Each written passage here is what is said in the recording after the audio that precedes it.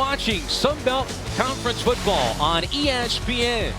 Alongside Mike Hammett, Chris Harris with you on an overcast afternoon here in Monroe, Louisiana, as the 23rd ranked Ragin' Cajuns make the trip north from Lafayette to take on the ULM Warhawks here at Malone Stadium. Well, 2 weeks ago, the Ragin' Cajuns clinched the West Division. They're 7-1, the best start since 1976. Who will be their opponent on December 19th? Coastal Carolina can clinch today. Yeah, Chanticleers in their surprise season continues 8-0 in the overall 6-0 in the conference.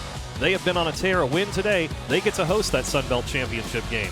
Our impact players today for the Ragin' Cajuns. He leads the Sun Belt in passing, 14th in the country, none other than Levi Lewis. Yeah, Lewis is phenomenal, one of the top passers in the Sun Belt Conference, and it's just really a balanced Cajun offense. They rely on that running game and really opens things up for Lewis through the air. This is one of the more balanced teams you'll see throughout the Sun Belt Conference, and really Lewis, a veteran leader, makes this a dangerous team. On the side for ULM, Jeremy Hunt, Coach Matt Viator has turned over the keys to the offense to the junior college transfer, and he pitched in relief 3 weeks ago and did very well. Yeah, fantastic coming off the bench at Georgia State. 26 completions, 339 yards, and 3 touchdowns against the Panthers. With Colby Suits opting out, he's the guy at quarterback the last 3 weeks of the season. He gets an audition to take that full-time role moving into the 2021 season. Well, it's the 56th installment of the Battle on the Bayou. The last 2 meetings have come down to the very last possession. We'll see what happens in this edition in 2020. Our kickoff comes your way next.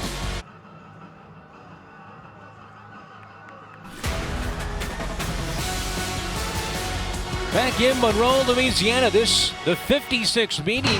Louisiana has a 28-25 edge. They've won their last 2. Both have been on late kicks, 31-30 last year, costing ULM bowl eligibility. Of course, see Northeast Louisiana State, as that first meeting was in 1951. We weren't around back then, but this is just a heck of a rivalry between these two schools. No love lost between them. Absolutely. Last 2 years coming down the last second field goals. There's head coach Billy Napier, who drove up yesterday, breaking his protocol for COVID-19. He tested positive back on November the 18th. So he got out of isolation yesterday, drove up today. He was fired up during warm-ups. Head coach Billy Napier, 11-0 against West Division foes. Overall, 25-11 at Louisiana. Here's Coach Matt Viator. It's been a tough year for Coach Viator, but he feels confident his group is more together than ever. 19-37, his career record. And, you know, it's been a tough 3 weeks for them, guys opting out, but he likes the group that he has. Yeah, you have guys who are committed to the program at this point. They've had some guys that have opted out, opting into the transfer portal and whatnot, and now he feels like he's got a core group, that this is a group they can build with moving forward. Sparks tees it up for ULM. They deferred as they won the toss, so it'll be Louisiana with the football to start as Smith takes it from the 5-yard line. Going to tackler at the 20, then brought down right there. So Chris Smith taking over as really the primary kick return guy. Eric Garrar is not here. Also on offense, not here as well, Peter LeBlanc.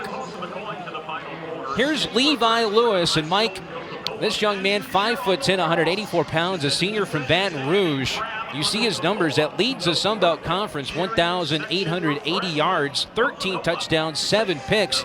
He's already said he's using the free year of eligibility to come back next year, which is huge news for this Ragin' Cajun offense. Absolutely. One of the best veteran quarterback leaders in this conference, and why not take advantage of that? Fakes the handoff. He's going to pass it on the first possession. Gets hit. Kind of a wobbly pass, and he throws it away. Was he still in the pocket? I think so. So an incomplete pass, and that's how we start this ball game. Yeah, a little pressure that time, and Lewis just does the wise thing. Again, a senior leader doing something to get rid of the ball, just live to play another down, 2nd and 10. Just settle in and find your footing here this afternoon. Lewis had 12 different receivers in their win over South Alabama. That was their last game, November the 14th. First time in his career, Sunbelt Conference Player of the Week. Elijah Mitchell in motion. Has time in the pocket. Pass is deflected and then caught by Kyron Lacey. And he'll be just shy of the first down. And it brings up a third down. Oh, ULM put some pressure on Lewis early. That time he did step up in the pocket, but that was a heck of a catch by Lacey. Absolutely. Josh Newton did everything he could do as a corner on that play to try to deny Lacey. And the freshman just getting in there, ripping that ball in. And now the Cajuns have third and short. 39% on third down. It's not necessarily a great number for a team that's 7-1. Lewis looking. And the pass goes right through the fingertips of Lacey. Lacey made the catch on second down. The freshman made his 19th catch on the season, but for Coach Viator and this ULM defense, one thing you can say about this defense, they defend the pass pretty doggone well. 14th in the country, averaging just 184 passing yards against them. Yeah, that series, Cajuns can run it so well, but looking to go to the air all three downs, and the Warhawks up to the task. Barry Carter back deep for ULM as the punt is away by Reese Burns. Takes a couple of hops. Now Carter muffed one last week, or rather 3 weeks ago. I want to say last week, but Georgia State, that game was 3 weeks ago. Barry Carter could have a big day today. We'll be back right after this.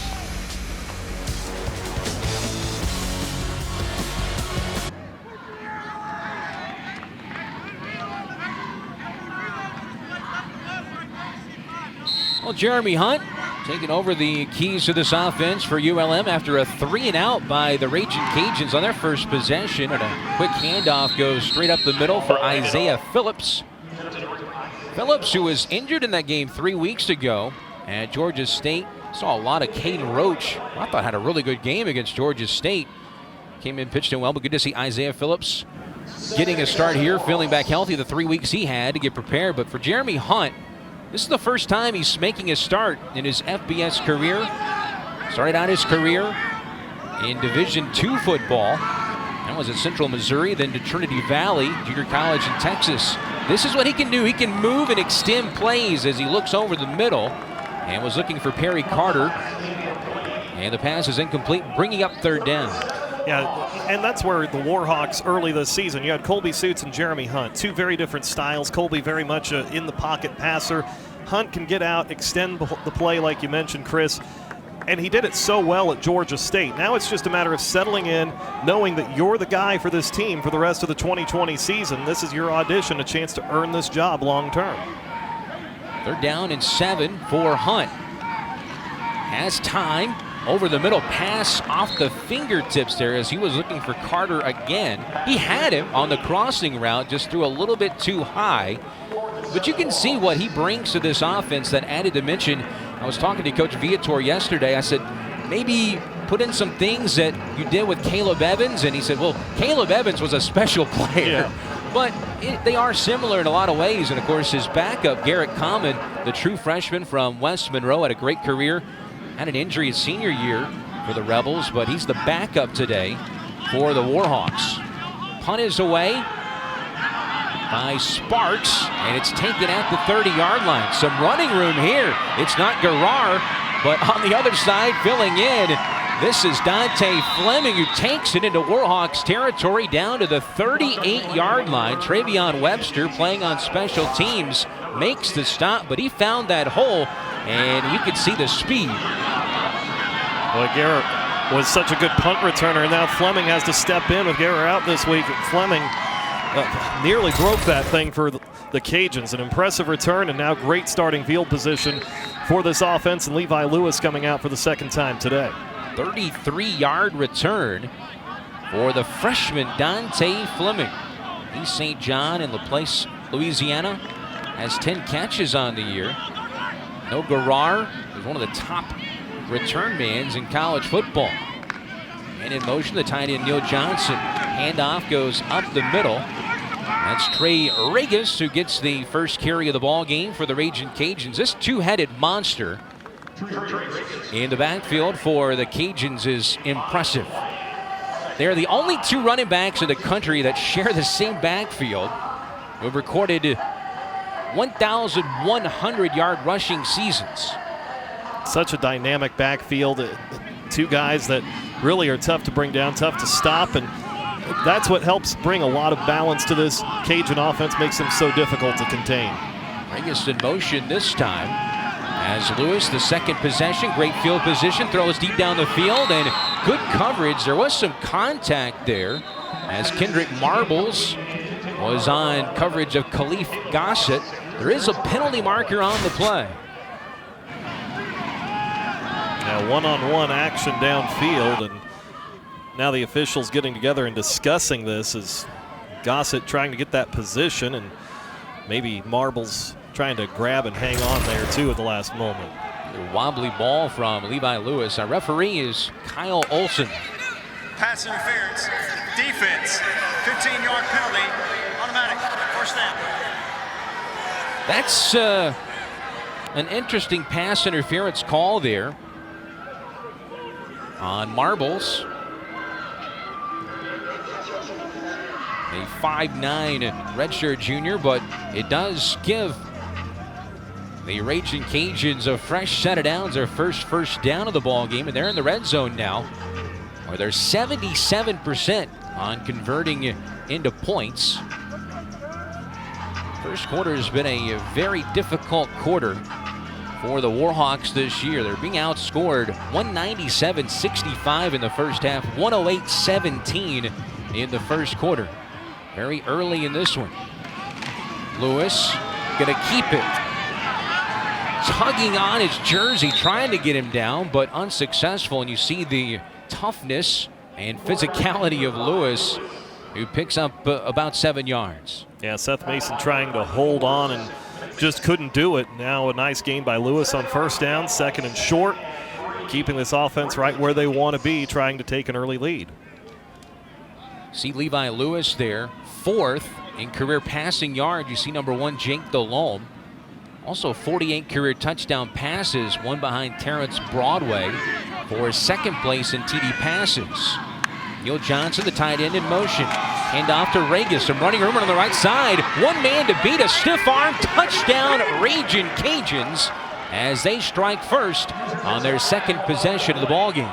Set up on the previous play when Lewis kept it around the left end. They hand it off to Regis this time. They still bring some action to the left with Lewis, but it opens up that seam. Nice seal there on the edge, and Regis with the stiff arm on Webster to get into the end zone for the score.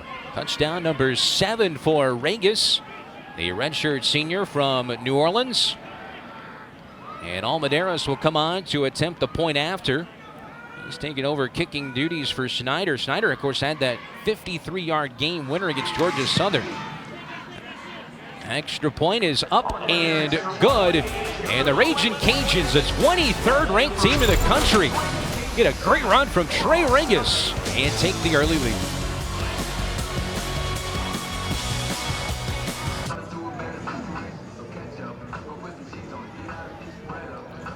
Well, Trey Regis, an 11-yard touchdown run, capped a 3-play, 37-yard drive. And you see the two guys in the backfield, yet to see Elijah Mitchell, but Trey Regis and Elijah Mitchell, both top 6. It's one thing to have one of your top as a fair catch is taken by ULM, and they'll start 1st and 10 from the 25. But it's one thing to have one career guy in your backfield, but to have 2 of your top 6 in your school's history in your backfield tells you how special those 2 guys and really this team is. You know, and 2 guys that you mentioned both in the top 6, not just in touchdowns, but in rushing yards too. I mean, that's just sensational. It makes Levi Lewis's job easier too. The offensive line, of course, gets a lot of credit for what those guys have been able to do. I mean, it's been an impressive run in the backfield for the Cajuns here over the last few years. Regis approaching 3,400 yards. Here's Jeremy Hunt. What'd you see from Jeremy on that first possession? Just maybe a little too excited, just throwing behind his receivers a little high on the last throw to Perry Carter. Just needs to settle in. This is his job at this point.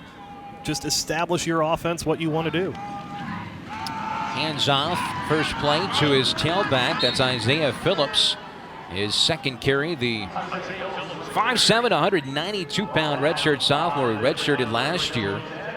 23 carries, 62 yards. This is a team that has really struggled running the football this year, averaging just 67 yards a game. That's 126th in the country. They're hoping with Jeremy Hunt they can add a little bit of an extra dimension to the offense. Yeah, a little surprising they've struggled as much as they have running the football this year because they returned Josh Johnson in the backfield, who's injured and out today, but it's been such tough sledding for this team to move the ball on the ground all season.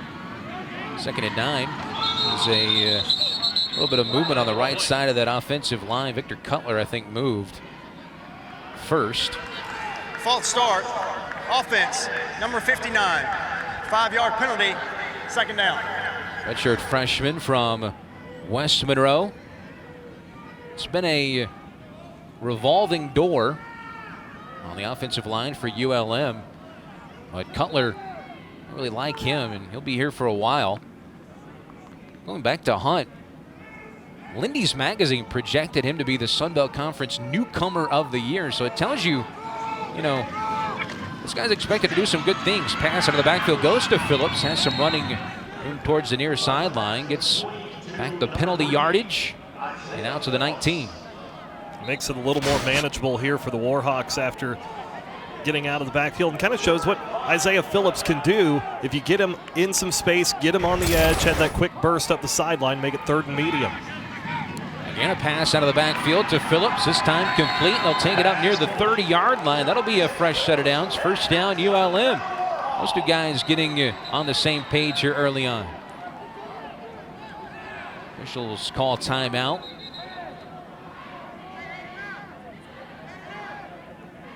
I'm not getting the ball there at the 25-yard line. Sideline warning against Louisiana. The infamous sideline warning. The result of the play is the 1st down. So 1st down for ULM. Overall on offense, averaging 16 points a game. That's 129th in the country, 4th from last in FBS football. And the ball's on the ground.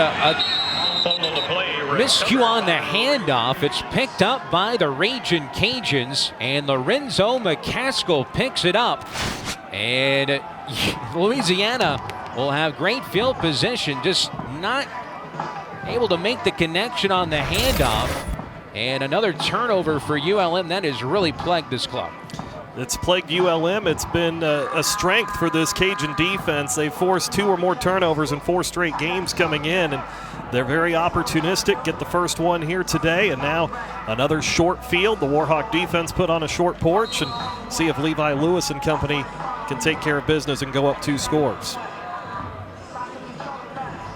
So again, great field position. Had great field position after the 33-yard return on their last possession. Also helped out by a pass interference call. Lewis out of the shotgun. Going to take a deep shot right away. A lot of contact on that far side. I don't see a penalty marker as the pass was intended for Kyron Lacey. That's been a popular early target for Lewis. And on coverage there was Josh Newton, that boundary corner for the Warhawks. Josh Newton getting locked up there a little bit with Lacey. I think they kind of saw that as both guys trying to initiate contact there, gain a little separation, gain an advantage. So a no call, 2nd and 10. I like the aggressiveness of the Cajuns coming out, take a shot after the turnover, try to get this to a 2-score game. Now see if they settle back into what they were trying to do on their last drive. Empty backfield for Lewis. Pass again to Lacey, and he is hit right away at the 34-yard line. And that's a loss of 1. Warhawk defense flowing well, and that's the side of the ball they've really struggled with, some opt-outs and some injuries here in the last few weeks, and able to fly to the football. Seth Mason right there along with Taylor Beal getting to the football. He's getting a chance to showcase what he can do today with Hunter Smith out. So now 3rd and long in this Warhawk defense, trying to make a stand following the turnover. 3rd and 11. Mentioned the Ragin' Cajuns on 3rd downs, only 39%. 3 and out on their first possession. Handoff. This is Elijah Mitchell. He has lots of running room over the middle. Breaks a tackle at the 20-yard line. Has the 1st down. inside the 20. What a run for Elijah Mitchell. The 5'11 senior just powered his way for a first down. Yeah, big old hole back through the middle of the defense, and Mitchell takes advantage. This is a Warhawk defense that has struggled to get off the field all season, especially on 3rd and long. Had a big hole, but then he just burst right through it. There's a penalty marker down as the carry goes on the right side. Again, that's Mitchell on the carry. Mitchell had some great news last week as he's been invited to play in the Senior Bowl, the Reese's Senior Bowl down in Mobile. Illegal formation, offense, more than 4 players in the backfield. 5-yard penalty, remains first down. See how much confidence they have in their running game on 3rd and long. Maybe just trying to get in better position for a field goal, and they end up getting a first down. That penalty is declined. Result of play is 2nd down. So Coach Matt Viator will take the loss. Rob Sale, you see, the offensive coordinator for Louisiana, former member of the staff of Coach Viator here in 2016. Also was on Coach Viator's staff at McNeese State as well. Yeah, there's a lot of ties between these two coaching staffs. Coach Sale, of course, Coach Leger, and also Lamar Morgan. I mean, 3 guys that have all coached with Matt Viator here at ULM and in places in the past as well. Elijah Mitchell comes in motion. The stunt coming from ULM this time. And now whistles. Their delay of game or a timeout was called. Flag on the play. Oh, it is a timeout. We'll come back here in Monroe.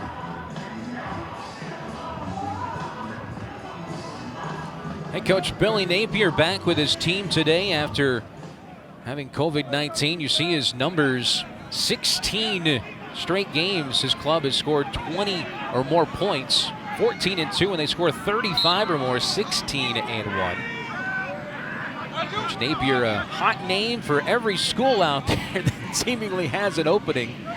We'll see if he can stay in Louisiana. Mitchell takes the handoff and is taken down at the 16-yard line. Brings up 3rd down, the third down chance here for Louisiana here early on. They're 2 of 3, rather 1 of 2, trying to become 2 of 3.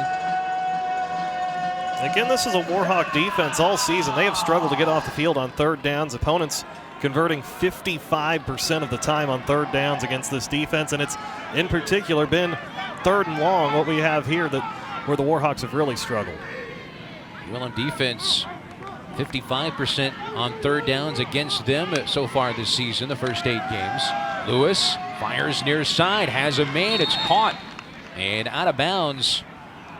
First down for the Ragin' Cajuns.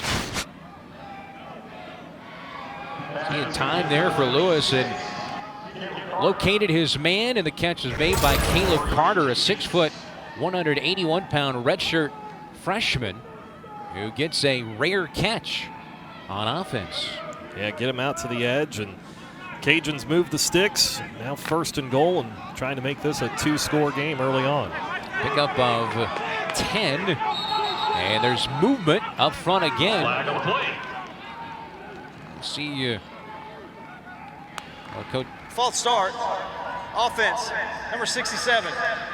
5-yard penalty, first down. Ken Marks whistled for the false start penalty. Second procedure penalty on that line is Coach Billy Napier not happy right now.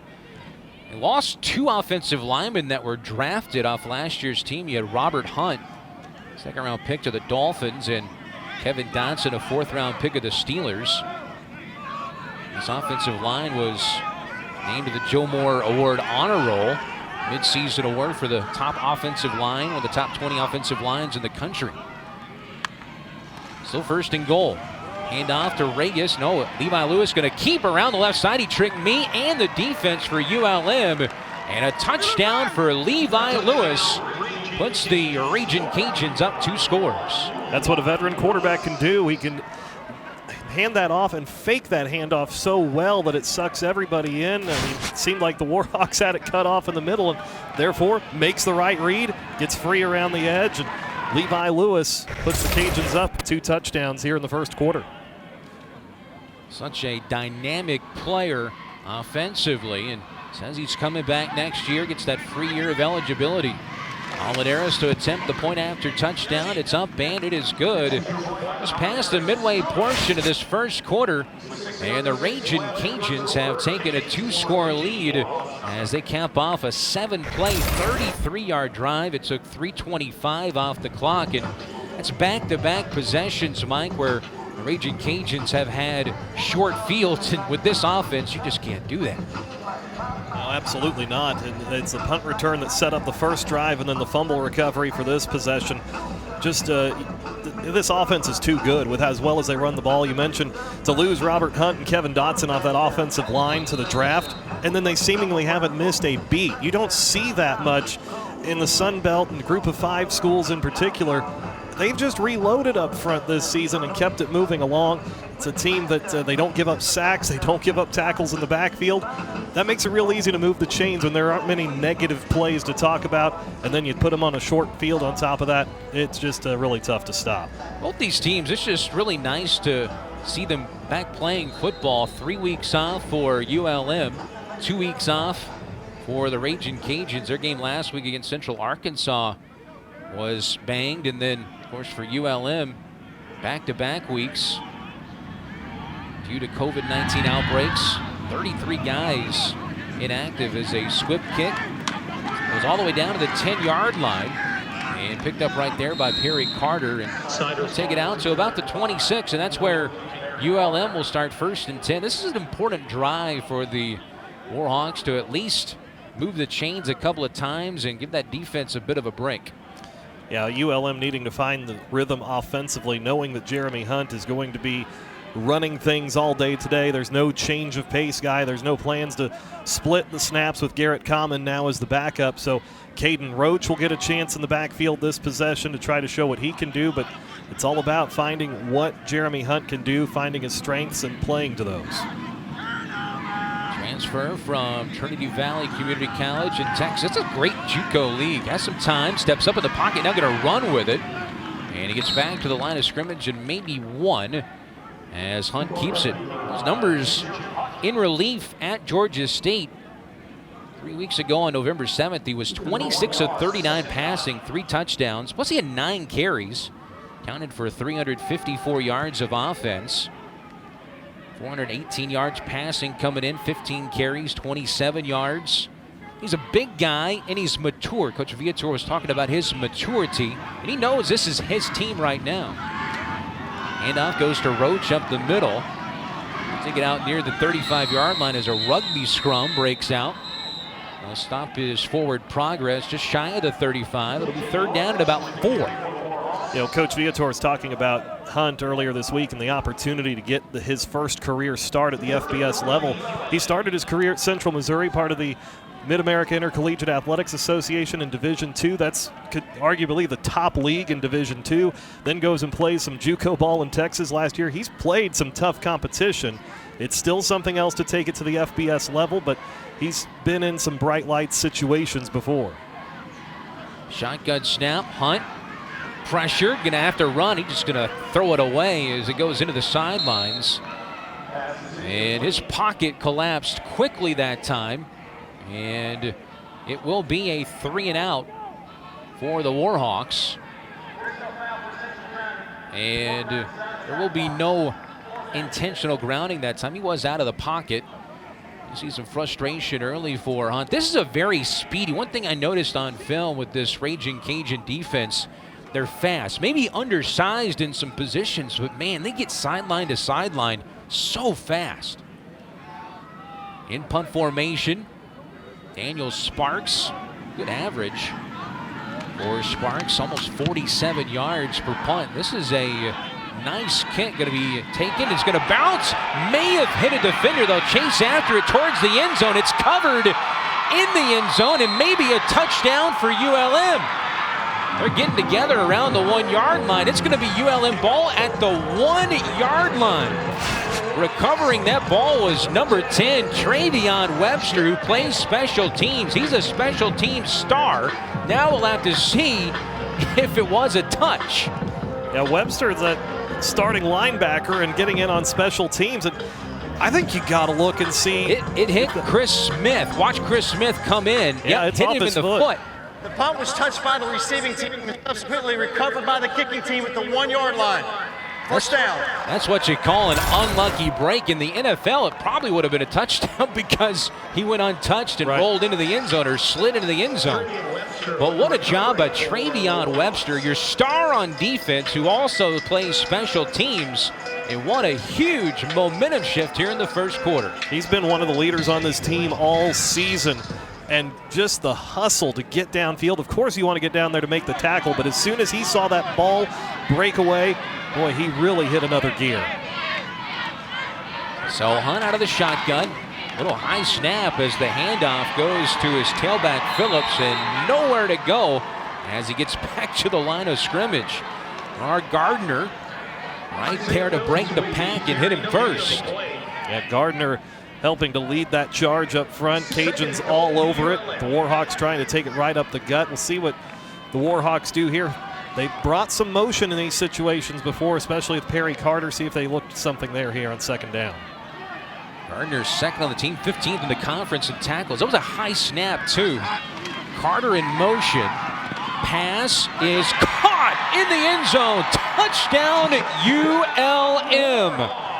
As the catch is made by Cameron Darling, a junior tight end, 6'5" from McKinney, Texas. And ULM's back in this ballgame. For Darling, that's his first catch of the season. What a time to do it. Make it a touchdown catch, get 6 on the board. And the Warhawks back in this one.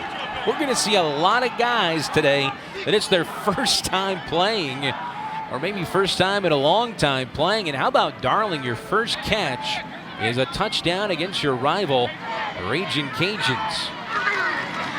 PAT is up, and it is good by Davis Hughes. And it's a one-possession game here in the first quarter.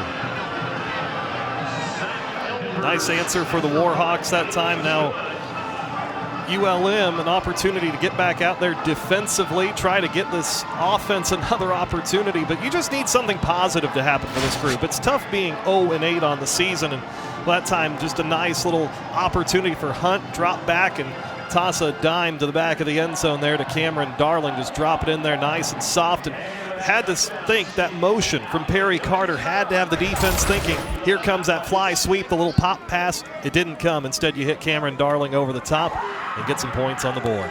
That's the kind of drives you like. 2 plays, 1 yard. If ULM, who comes in as a 4-touchdown underdog, you're a team like this, to have a chance, you've got to be gifted some turnovers. And that's a big one early on. The Warhawks getting an opportunity. This is a team -8 on the turnover margin this year. And now they're even today after giving up a fumble earlier, and just need to take advantage of every single opportunity you have. If you're going to have any chance to upset your rival, you've got to be able to do that. This has been a great game the last 2 years, coming down to field goals in the final seconds. ULM trying to show, yeah, this has been a tough season, but this is still a rivalry game. And if you want to dig up cliches, you know, to throw out the records, here we go. November 30th of last year, final game of the year, 31-30 was the final. High kick this time will be taken at the 15. That's Mitchell. And Mitchell will be taken down near the 30. So it'll be 1st and 10 for Billy Napier's club. Still in the first quarter, by the way, 4:12 to go. Already 21 points scored. Really hasn't been a ton of offense either. You had a long punt return. You had a couple of turnovers now that have put each team in great field position. One at the 33 and one at the 1. And see this Warhawk defense, the last 2 times out, they've given up touchdowns, but now this time the Cajuns 70 yards to go to the end zone as opposed to starting inside the Warhawk 40. So see what Levi Lewis and his teammates can do now with a long field to work with. Lewis 3 of 6 passing, 17 yards as he gives it off to Regis, who has an 11-yard touchdown run so far today. Takes it over the middle for 9. And that big and very solid offensive line for the Raging Cajuns. 2nd down and 2. Screen pass out to the far side will be taken for a first down. As that pass was complete again to Regis, who has shown the ability to make those catches out of the backfield. Regis coming in over 500 yards rushing, 13 100-yard rushing games in his career. Carried the ball 10 times, 78 yards. In his last game, you see his career 3,336 yards in those 39 touchdowns. Tops in school history. Motion man, that is Regis. Levi Lewis. With the play clock under 5. Looks far side, has a man just a little bit too strong on the pass as he was looking for Errol Rogers Jr., the freshman from there in Lafayette. Yeah, just a little too much on it that time from Lewis as Marbles a little closing speed there late, but just out of the reach of the fingertips down the sideline for Rogers. Levi Lewis throws a good ball. He's had some wobblers so far today. Mentioned out to a 4 for 8 start, 20 yards passing for the senior. Handoff Mitchell over the right side and picks up a couple. As Johnson again there on the stop for ULM. Jabari Johnson, the 5'11" redshirt sophomore from here in Monroe. Now, this is a defense and a secondary in particular for ULM. A lot of local products when you talk about Jabari Johnson. Kendrick Marbles, the previous play out of Neville. This is a group that really prides himself on having some local guys that fly around. Josh Newton, the other corner as well, a Ouachita High product here in Monroe. 3rd down and long here for the Ragin' Cajuns. 2 of 3 so far today on 3rd down. Once again, empty backfield for Lewis. Under pressure. Gonna have to try and run for it. He'll get it, plus more into ULM territory.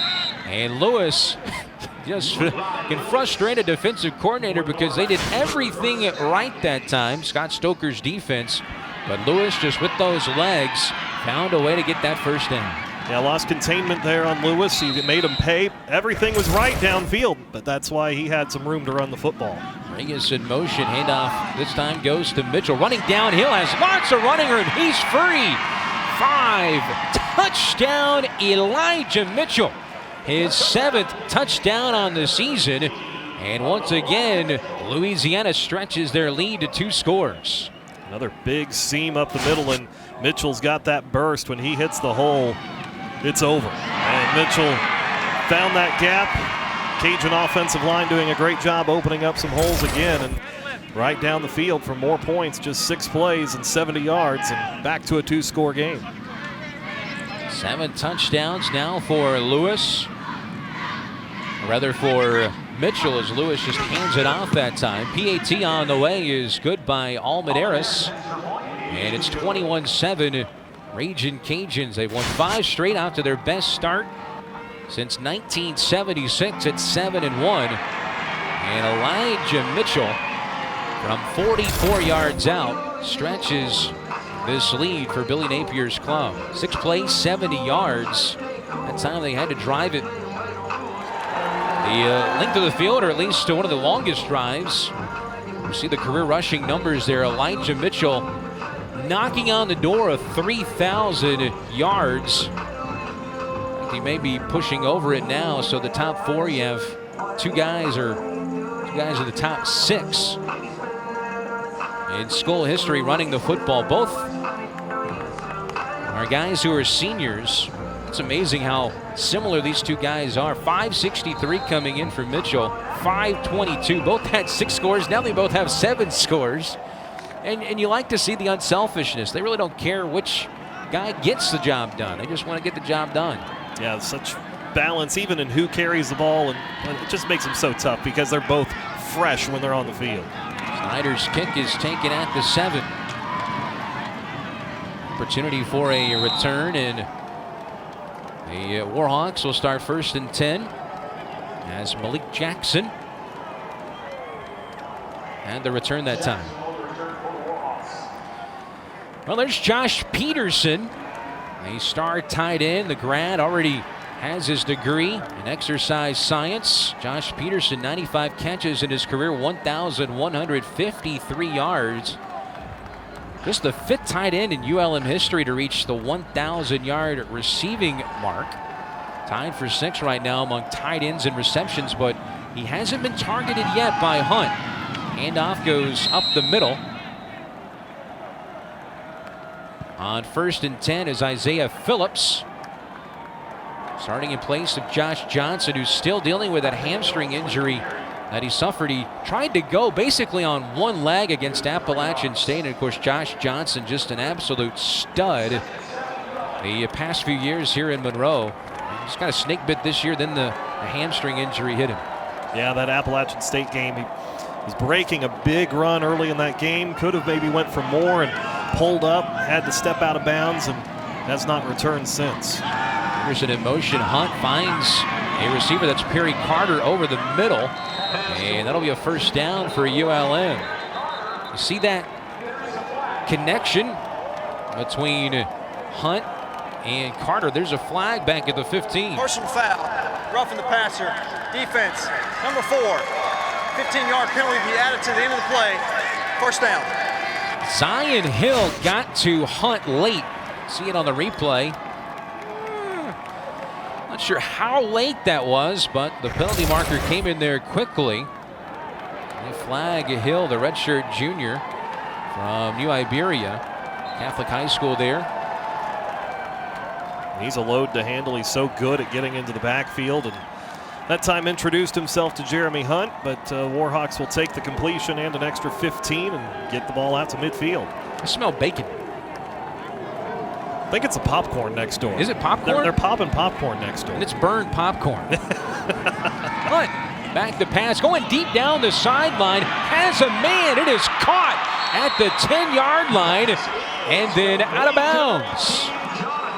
That's Jonathan Hodo, who has become a top target for Hunt, and a big gain puts the Warhawks inside the 10. Now Mark him out at the 7. Now you're starting to see Jeremy Hunt settle in a little bit. That time stepping into the throw, floating it down the sideline to Hodo, who had a step on his man. And Hodo, another senior leader on this team. He struggled with drops at times, but that time able to haul it in. Big completion, and now a chance to try to cut this back to a 1-score game. Lamb in motion, maybe the last play of this 1st quarter. 43-yard reception. Hunt trying to run it in, and he does from 7 yards out. 43-yard pass to Hodo, and now a 7-yard rushing score, the 1st as a Warhawk for Jeremy Hunt. And this has been a high-scoring 1st quarter, 34 points, possibly 35, with 7 ticks to go. The old quarterback sweep. Haven't seen that since, the game against the Cajuns last year for ULM. Mr. Evans. When Caleb Evans was running that play. Talking to Coach Viator yesterday, he said you could see some designed quarterback runs, and that one was set up perfectly as Hughes knocks through the extra point to make it a 1-score game. It's been 3 weeks since ULM has played, and that 2nd half against Georgia State back on the 7th, they outscored the Panthers in Atlanta 20-10, lost that game 52-34. The 4-play, 78-yard drive capped off by that 43-yard bomb down the sideline to Jonathan Hodo. But you could tell there was a sense of, something different with Hunt. And you see that here is a couple of times early, some potential knockout blows. But this ULM team came right back each time. Yeah, this nice setup here on the quarterback sweep. Gets a good seal on the edge, and even had some extra blockers out there. TJ Fiola was looking for somewhere to hit somebody, but ULM had that sealed off so well, and a nice celebration. This is a Warhawk team. They may be 0-8, but they're here to play ball today. They're here to have some fun and show that this is a group. They're here ready to go and keep improving this Warhawk program, move it forward one day, one game at a time. 35 points here in the 1st quarter. Track meet in the battle on the Bayou. Sparks kicks it away. Smith at the goal line. He'll bring it out. And he's brought down as he crosses the 25 out to the 27 as the clock hits 0 here in the first quarter. Well, it's been an exciting first 15 minutes of football. We got 45 to go. 21-14. The Raging Cajuns on top.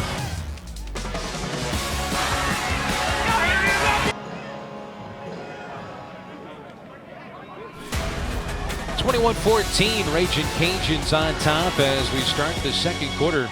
35 points scored in that first. An exciting first quarter. Levi Lewis in this Cajun offense start 1st and 10. Ball spotted at their own 27-yard line. Motion man, they hand off to Regis, who has plenty of running room across the 40 and out near midfield as he is stopped shy of getting to midfield by Austin Holly. You see Regis, who already has an 11-yard touchdown run, and quickly you see tempo now for the Raging Cajuns after that 21-yard run. This time Lewis will keep it around the left side. Once again, he hides that football so well as he just kind of faces up to the defense after gaining 15 yards and then is pushed out at the 36. 2 plays, 2 big gains on the ground.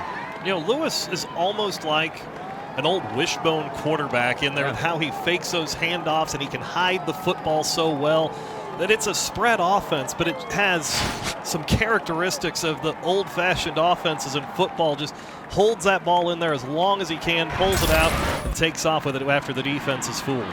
2 plays, 2 rushes, 38 yards, and already the Raging Cajuns knock it on the doors. Regis gets it. He's hit in the backfield and brought down pretty much immediately by Kevin Pointer.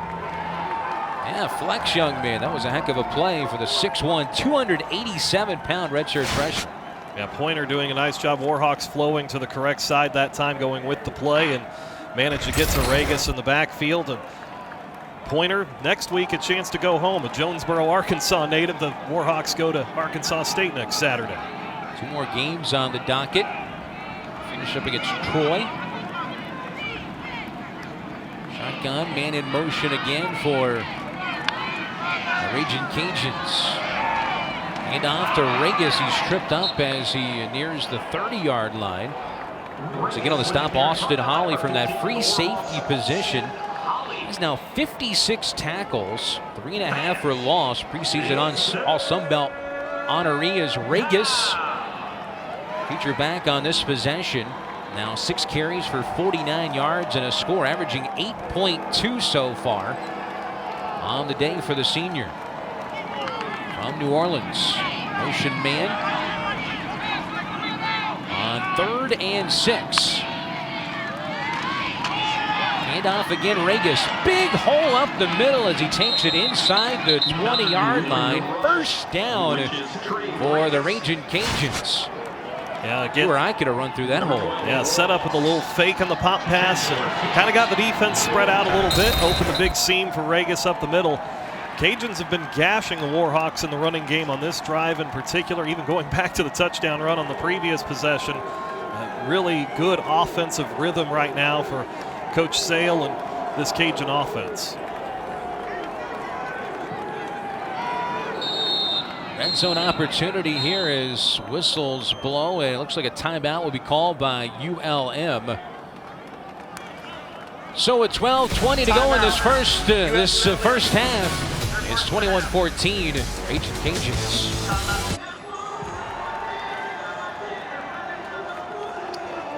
A lot of ground game today for the Raging Cajuns from Louisiana.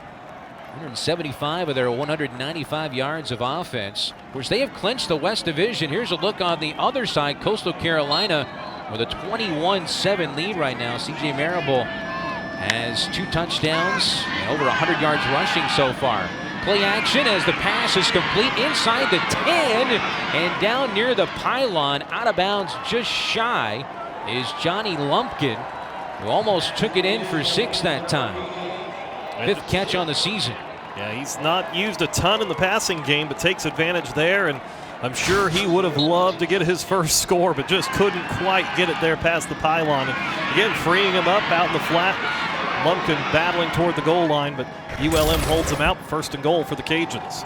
course, it was Austin Holly there to make the stop. Another tackle, his third. And Lumpkin picks up his 5th catch. Again, play action. Lewis fires back in the end zone. Caught, touchdown, Neil Johnson Jr. And again, Louisiana strikes for 6. Passing touchdown for Levi Lewis. That's his 14th. Yeah, Levi Lewis just continues to run this offense with such efficiency. The Warhawks, of course, biting on everything in a play fake with how well the Cajuns ran the ball on that drive as Mitchell took a hit in the backfield, but Levi Lewis still had it and able to drop it into Neil Johnson for his first score of the season. May not be a quarterback in the country that rolls out better than Levi Lewis, whether it's play action or not. PAT up and good by Almendares, and again it's a 2-score game, 28-14. Levi Lewis with his first passing touchdown of the ball game. Short scoring strike from Lewis to Neil Johnson Jr. First touchdown catch for the sophomore from Mesquite, Texas. It's a nice part of the country, Mesquite. Over end kick by Snyder, taken, could have gone out of bounds, but it was picked up and taken out near the 20-yard line. That's getting at least something out of nothing that time. Malik Jackson brings it out, but I saw you shake your head and thinking the same thing. It could have gone out of bounds. You get it at the 35-yard line. Yeah, and that's, I mean, if you're going to make a catch, make the fair catch. You're backpedaling. You're running backwards at that point. It makes it difficult to break it upfield and get it past the 25-yard line when everybody's charging your way. It's just have a little awareness of the situation, make the play, get some decent field position. Now there's Jeremy Hunt. Nice job so far today. 5 of 8 passing, 75 yards and a touchdown. There's Malik Jackson in motion. Makes the handoff, or no, he does give it off to Malik Jackson on that right side. And it picks up a few. Malik Jackson on the return, and now the redshirt sophomore gets a carry. He's been used quite a bit in this offense this season, and a little new to see him come across in motion like that. Normally that's a Perry Carter type of thing for ULM, but he's got some speed. They've used him in that return game, and he leads this team in touchdown receptions this year as well. His first one in that Army game at the beginning of the year. Hunt under pressure, gets it out, fires towards this near sideline. Jevin Frett was the only receiver in the area. Cam Pindislow on coverage that time, but good pressure that time from that defensive front. They run a 3-4 defense, 8 returning starters from last year's team on this defense for the Ragin' Cajuns. Giving up just 22 points a game. That's 22nd in the country, this defensive unit. Giving up just 368 yards per game. Motion man, there's Peterson looking for his first catch when he gets it. Hunt under pressure, now pass over the middle. And there was nobody that time in the area. The only guy near was Percy Butler, the ball hawking safety for the Cajuns. Yeah, dangerous play that time. Looked like maybe Malik Jackson had cut off a route, and it kind of hit between Jackson and I believe that was Carter going on the deep ball, but Hunt just kind of trying to force something there where the last couple of drives he settled in and let the game come to him a little bit. That time just trying to do a little too much. So it brings up 4th down. And in punt formation, Sparks, as he gets away, a high kick. Fair catch call for at the 40-yard line. And that's where it'll be 1st down and 10 for the Ragin' Cajuns. Dante Fleming in place of Garrar, who's not here for the Cajuns. And now Lewis and company will have pretty good field position to start this drive. You see Lewis with 49 touchdown passes. He's now tied Terrence Broadway. Still a good ways from Jake Delhomme, but he's already said he's coming back next year using that free year of eligibility all the student athletes get this year because of COVID-19. It's a weird year. I think everybody's earned it. You could probably reach NFL quarterback, Jake Delhomme. Play action again for Lewis. He's looking deep. Pass deep over the middle. He's got a man, but he just overthrew his intended receiver, who was running unabated, Khalif Gossett, right down the middle of the field. Yeah, it looked like some blown coverage for ULM downfield. Gossett got free, and Lewis just a little too much. And you can see he knew he had his man, just couldn't quite take enough off of it to drop it in there for 6. Lewis was wanting to go into a second place all by himself there on the career passing touchdown list at Louisiana. 2nd down and 10. Steps up into the pocket, over the middle again. This time he had a man again flying free, but just off the fingertips of a diving Fleming. Yeah, that one, Fleming, the freshman. That one wouldn't have been 6, but yeah, Fleming just couldn't quite stretch out enough for that one. And the Cajuns taking some deep shots here, up by 2 scores, and they've had them, just haven't been able to drop them in there. Looking for a first half knockout punch. They've had a 2-score lead now 3 times. 14-0, 21-7, now 28-14. Motion man, Neil Johnson, who caught the last touchdown. Tight end going way out wide to the left. Here comes pressure. Hit as he throws. Pass is caught past midfield. And again, he looks towards Khalif Gossett, who hauls it in, wrestled out of bounds. And a 3rd down conversion for the Cajuns. They're now 5 of 6 on 3rd downs. Yeah, Gossett able to get free there on the edge with some one-on-one coverage against Wiggins. And able to come back, make the play, and Cajuns move the chains, convert yet another 3rd and long. Still in the first half, obviously. 10 minutes to go. 28-14 is your score. Check the play at the line of scrimmage. This is all Levi Lewis. Handoff goes to Mitchell. Breaks 1 tackle. Breaks nearly 2 tackles as he takes it near the 35-yard line for another Cajun first down. He's impressive to watch. He gets that foot in the ground, makes his cut, and just runs over one man, drags another, moves the sticks again. Cajuns on the move. 3rd in active career rushing TDs in the FBS. Now 40 on the year as he gets the handoff again. He's close to another Cajun first down. It's ground and pound. We saw all ground and pound until they got down to about here. Then you saw a couple of passes by Lewis. Just look at that hole. I mean, that's just, you know, I will say easy sledding for a running back when you see that big of a gap to run through. It seems like, though, that zone read that they've run has caused this Warhawk defense to spread out a little more, and when they do that and run back through the gut, there's nobody home. Everybody's kind of headed toward the edges. This offensive line has done a great job between the tackles clearing everything out. Makes play calling pretty easy when you're moving it like this. This time Regis, he gets the first down and takes it into the red zone. Fresh set of downs. First downs, that's already the 14th first down for the men from Lafayette here in the first half. Just impressive when this team is in a rhythm and how they can run the football, how good this offensive line is. And you're talking about 2 of the best backs in school history in the backfield. I mean, and then throw in a veteran quarterback. It's awfully tough to slow them down. They're just going downhill right now. And whistles. This is maybe the only way they can stop this offense right now is self-inflicted wounds inflicted. False start. Offense, number 67.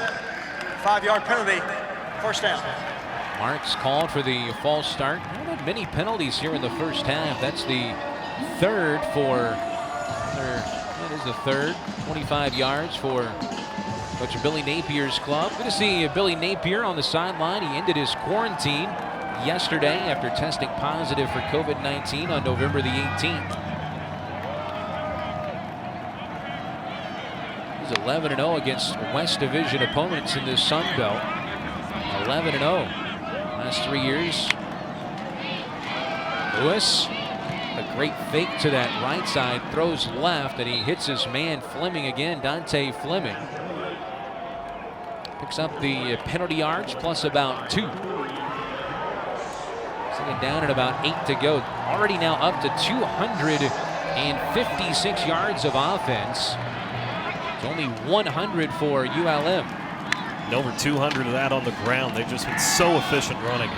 Regas straight up the middle on the read as he takes it inside the 10. It'll be 3rd down, 3rd and short. The distribution out of the backfield, Mitchell has carried 7 times. And Regas has now carried 9 times for 81 yards. Both are over 80 so far. Lewis keeps, what a juke move, and he takes it in for his 2nd rushing touchdown of the ball game. 3 overall, and already now 34 points in the first half for the Ragin' Cajuns. Yeah, that time Warhawks had gone inside. Austin Hawley had a one-on-one opportunity, but Lewis makes the nice cut, scoots by Seth Mason and spins into the end zone, and a 3-score lead now for the Cajuns with still 7 minutes to go in the first half. Throwing the boat on the sideline right now. Almaderos to attempt the PAT. He's 5 for 5. A redshirt sophomore from Texas. Levi Lewis and the number 23 Cajuns right now in control here in Monroe.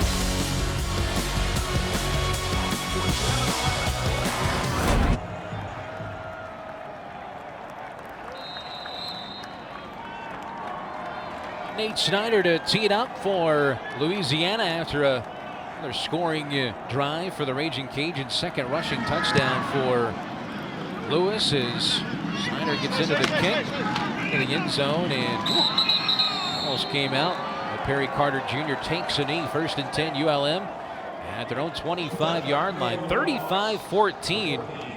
Ragin' Cajuns on top. First time they've led by 3 scores in this game, and another quick scoring drive capped off by a 7-yard touchdown by Lewis. He has 2 touchdowns on the ground, 1 through the air. See Jeremy Hunt's numbers, 6 of 11, 78 yards and a touchdown, but last couple of possessions he's gotten a lot of pressure coming his way. Handoff goes to his tailback, that's Phillips. A little running room. It'd be nice to see a ULM drive sustained and rest that defense that right now, you see why this Ragin' Cajun team is ranked 23rd in the country. When they start going downhill on offense, good luck.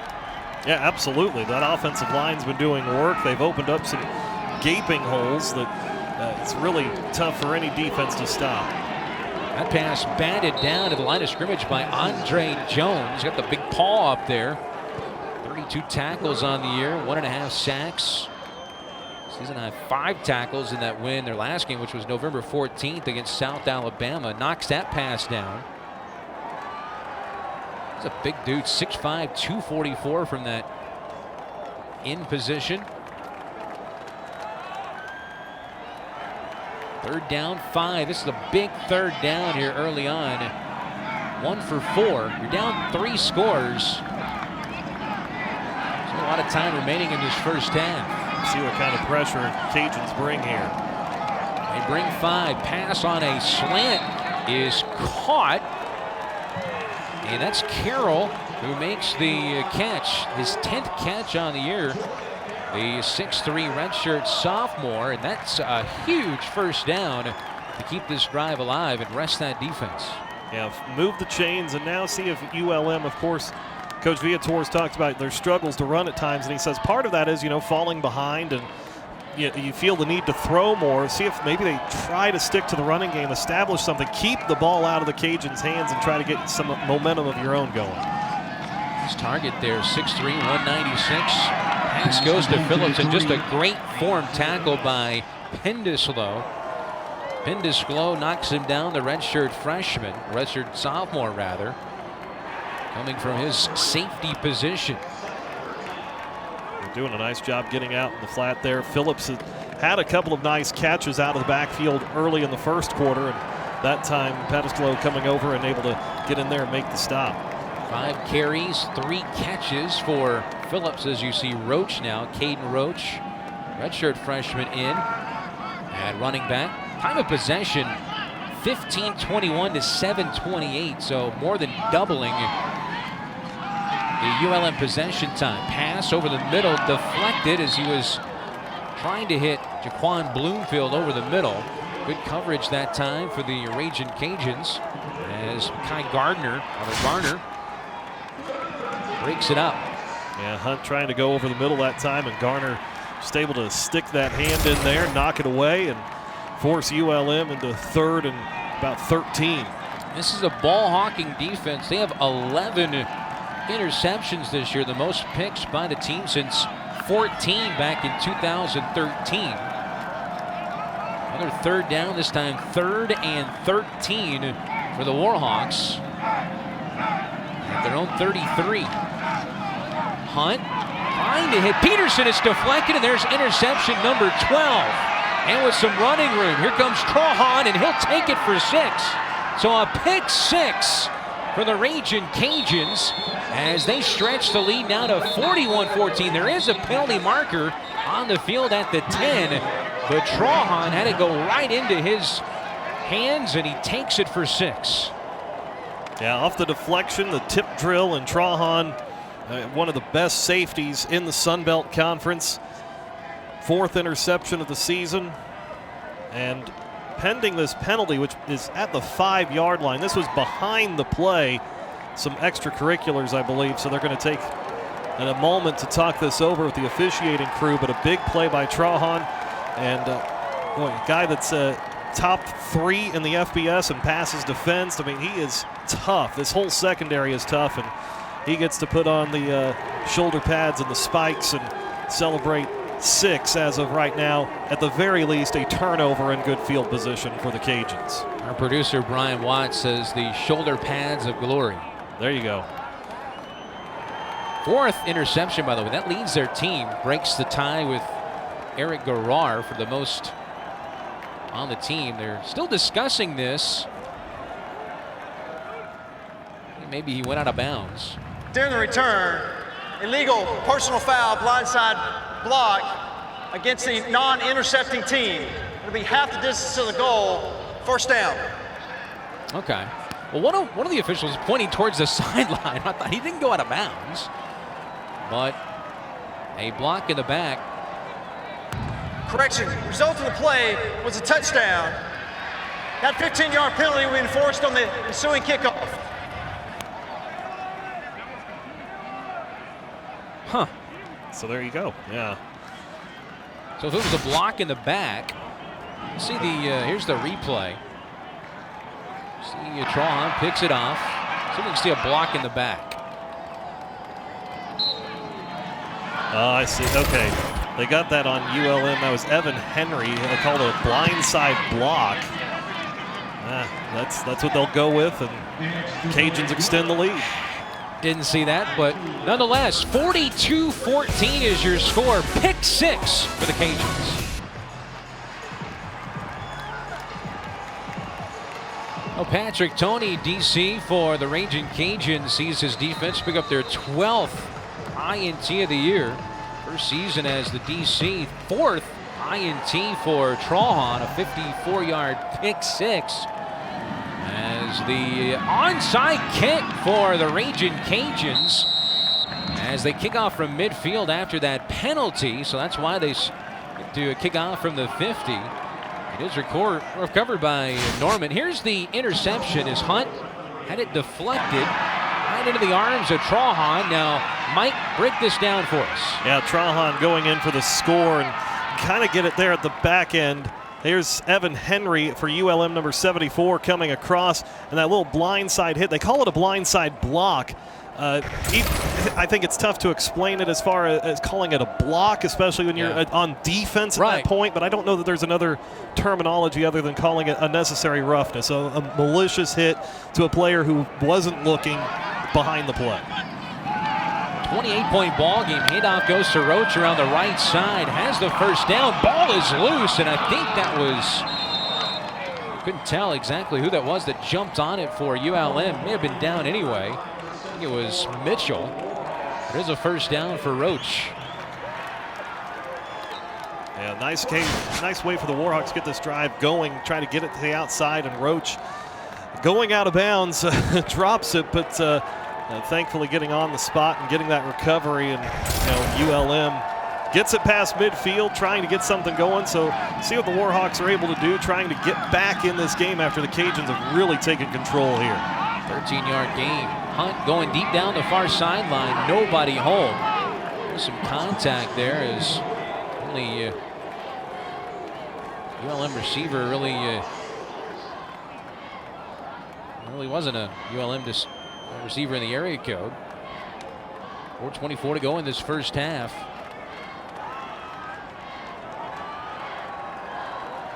It is 4 scores now for the Raging Cajuns. Look at some of the numbers they put up on offense this year. 44, their highest. That was at Texas State.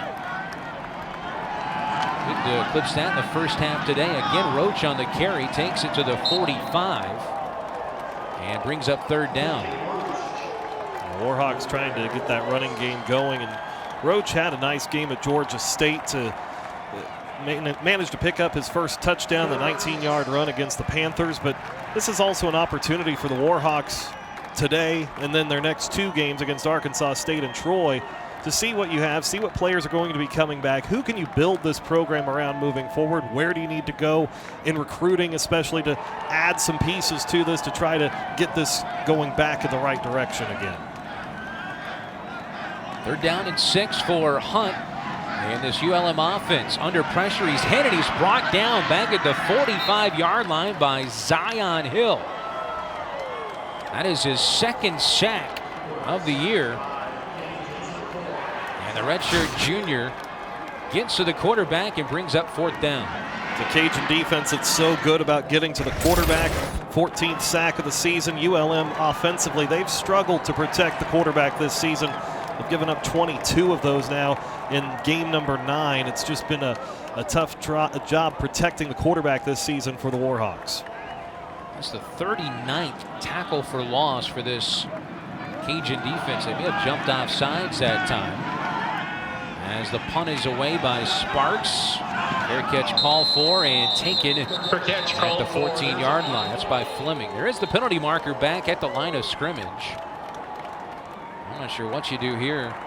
You take the punt or you try to re-kick it. Doesn't really give you a chance to go for it on fourth down. They'll decline it looks like, Coach Viator.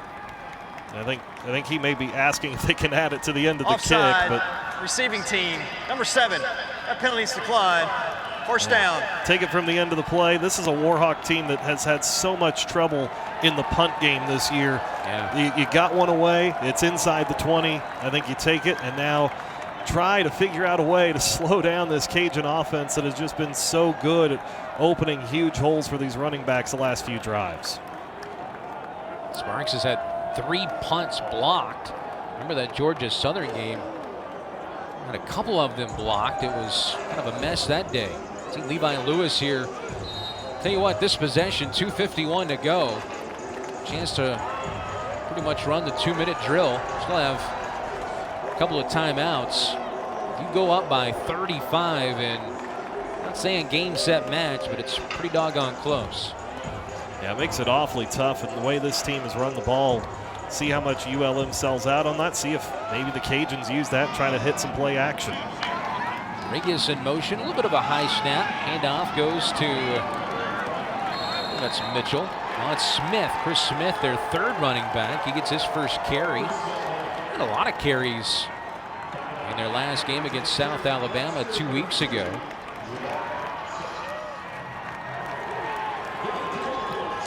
If you're the Cajuns, if you're Billy Napier at this point, you've already clinched the West Division. You've got a good, healthy lead here in the first half. I mean, this is an opportunity, too. Like you say, Chris Smith has been that third guy all season, but get some of these other guys some work, too, and get them ready to go. We've got a big game at App State coming up Friday, and then the conference title game. Pass out wide is caught over there. Pass complete. By Kyron Lacey, and he takes it for a UL first down.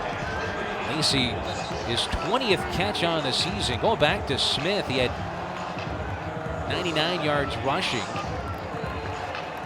That was Smith that made the catch, my bad, not Lacey. That was his 13th catch on the year. Lewis, pass again. This time goes to the tight end, Neil Johnson, and out of bounds, close to another first down. This is really a great opportunity, too, to refine the 2-minute drill. Just under 2 minutes to go. There's not a lot really to be gained out of today, and even Friday's game at Appalachian State, other than trying to maybe settle some scores from the past with the Mountaineers. Sure. But this is a chance to really fine-tune and get ready for what is kind of that pinnacle moment against Coastal Carolina in the middle of December. Play action for Lewis. Throw deep down the field, has a man, but he just overshoots Jalen Williams. And it brings up third down, so third and short. Jalen Williams had to get in. He's 25 years old, played 3 years of minor league baseball, drafted by the Red Sox in the 16th round. The only senior wide receiver, but as an MILB guy, had to squeeze that in about Jalen Williams. Drafted by the Red Sox. You see a lot of those guys that maybe go minor league ball and come back and play quarterback. That's playing receiver and elder statesman. I mean, that's a pretty good role. First down run by Smith. The 5'9", 194-pound redshirt sophomore. He's from Louisville, Mississippi. Mississippi produces some great talent. High school and in the JUCO ranks, one of the best JUCO leagues out there. Lacey in motion. Minutes 1 to go in this first half. Lewis pass is caught by Lacey, spins, and is then brought down by a couple of tacklers, led by Jabari Johnson. Weak side safety for the Warhawks. Clock's down to almost a minute here. Kicking has not been necessarily the greatest for Louisiana. Lewis pass going towards the side to Lacey, and he makes the catch out of bounds near the 40. 50 seconds. Just seeing a senior leader move his team calmly down the field. You get the ball out of bounds. Now you slow up for a second, but still stay in your tempo a little bit. Get things sorted out, get ready to go, and keep this attack going, trying to add on another score before the break. Clock stopped with Lacey going out of bounds. That was his 4th catch. He leads the team in catches so far today. Read option again, this time up the middle again to Smith. Takes it inside the 35. And brought down by Webster. On a first down, clock continues to run, 40 seconds, and now Billy Napier calls his team's 2nd timeout. You see a steady dose of Chris Smith, really 3 guys who can run the football successfully for this offense. 50 carries plus now for Smith on the year. Adds that extra dimension as a receiver as well. You see Billy Napier, 3rd season as the Louisiana head coach. Coach of the year last year. Of course, 11-3 was their record last year. They won the Lending Tree Bowl. Beat Miami of Ohio from the MAC. This week, there was a published report that he had met with South Carolina, and Coach Napier's answer when he was asked was tremendous. He didn't necessarily say, no, I didn't. It was kind of that denial, but he also said, anytime our team is recognized like that, it's a great thing. So he put it on his team as the recognition. Of course, you see that number beside the Ragin' Cajun's name. It brings a lot of clout, and of course that 7-1 record as well. What about that win they had at the beginning of the year over Iowa State? You see Iowa State beat Texas yesterday. Going to Ames, Iowa, and winning, that is not easy to do. No, and the Big 12 teams struggle with it. You see Oklahoma, you see Texas struggle with that. I mean, that's not an easy thing to do. 33 seconds on the clock.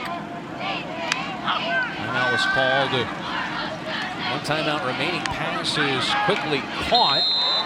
It'll be a first down to, again, Jalen Williams on the reception.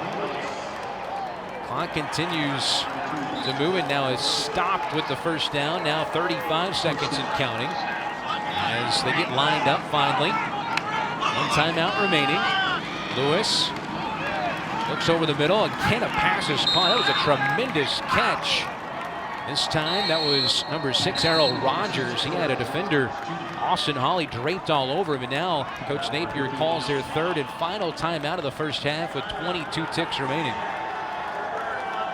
Now go back to what you were talking about, Coach Napier there, Chris. I mean, that's right on to put that on your team about his name getting brought up in so many job opportunities. I mean, you put that ranking next to your team name. If you're any Group of 5 school, your head coach is inevitably going to get brought up as a candidate. I mean, Jamie Chadwell at Coastal Carolina is also in that rumor mill at South Carolina. I mean, you see this all the time, and you know, I think rightfully so. You put that on your team. It's on your program that you've built where you're at, that you're getting an opportunity to have your name thrown in those conversations. It's honestly a good thing for what you're doing at your current spot. My question, if someone says, well, I don't like that, well, what would you rather it be? Yeah. People not being interested. It's, right. It's just the nature of being in the Group of 5, and he's just done a tremendous job with this program. It is remarkable. And really risen the level of this conference as well with what you see with what they've done, what Coastal's done, obviously Appalachian State. Georgia Southern, it's ULM team as well. Lewis, fade towards the end zone. They battle, and the pass is caught in the end zone. Touchdown, Ragin' Cajuns, Kyron Lacey. Lewis with his 4th touchdown of the game, 2 passing and 2 rushing, as you see Kyron Lacey celebrate on his 3rd touchdown of the season. They've set it up and able to hit that deep ball on the far side. They've gotten a lot of one-on-one looks, and Lacey able to get that separation, get 6 more on the board for the Cajuns. 48 first half points, as the extra point by Almaderos is good, and it's now a 49-14, 35-point lead for the Cajuns. Second look at that nice fade pass. Going right on the money, and Lacey, Josh Newton trying to appeal for that push off there at the end, but Lacey able to spot up at where he wanted it, get that nice pass right on the money from Lewis, and the Cajuns extend the lead. An offense that they haven't played in 2 weeks coming in. They haven't missed a beat here this afternoon. 22-yard passing strike. Not necessarily the best time management going into that, but Levi Lewis bails him out with a great pass and an even better catch by Lacey. We design a fade route. That's exactly what it's supposed to look like. This has gone from really being an interesting game to the Ragin' Cajuns creating lots of separation in a 49-point first half. Onside kick attempt last time. This time it'll sail through the end zone. Snyder's kickoff. We'll see how Coach Viator wants to play it here with 17 seconds remaining and 2 timeouts. Jeremy Hunt. This game we might have a chance to see the freshman, Garrett Common, 6'3", 208-pound freshman from West Monroe, a former Rebel, who enrolled back in January. Hunt also enrolled in January, a JUCO transfer. Hunt was the number 9 JUCO dual threat quarterback coming out of junior college in Trinity Valley. I'll just run this clock out to end the first half as Myers gets his first carry of the game, and each team will head to the locker room. And a dominant first half by the 23rd ranked Louisiana Ragin' Cajuns. Mike, that was a impressive first half performance. Yeah, after that opening drive where the Cajuns went 3 and out, the offense was full speed ahead, and defensively, force a couple of turnovers. Already their 5th straight game with at least 2 turnovers. Impressive first half, and for ULM, an opportunity here at halftime to regroup and get ready to go for the second half. 363 yards of offense. We're at the half. The battle on the Bayou.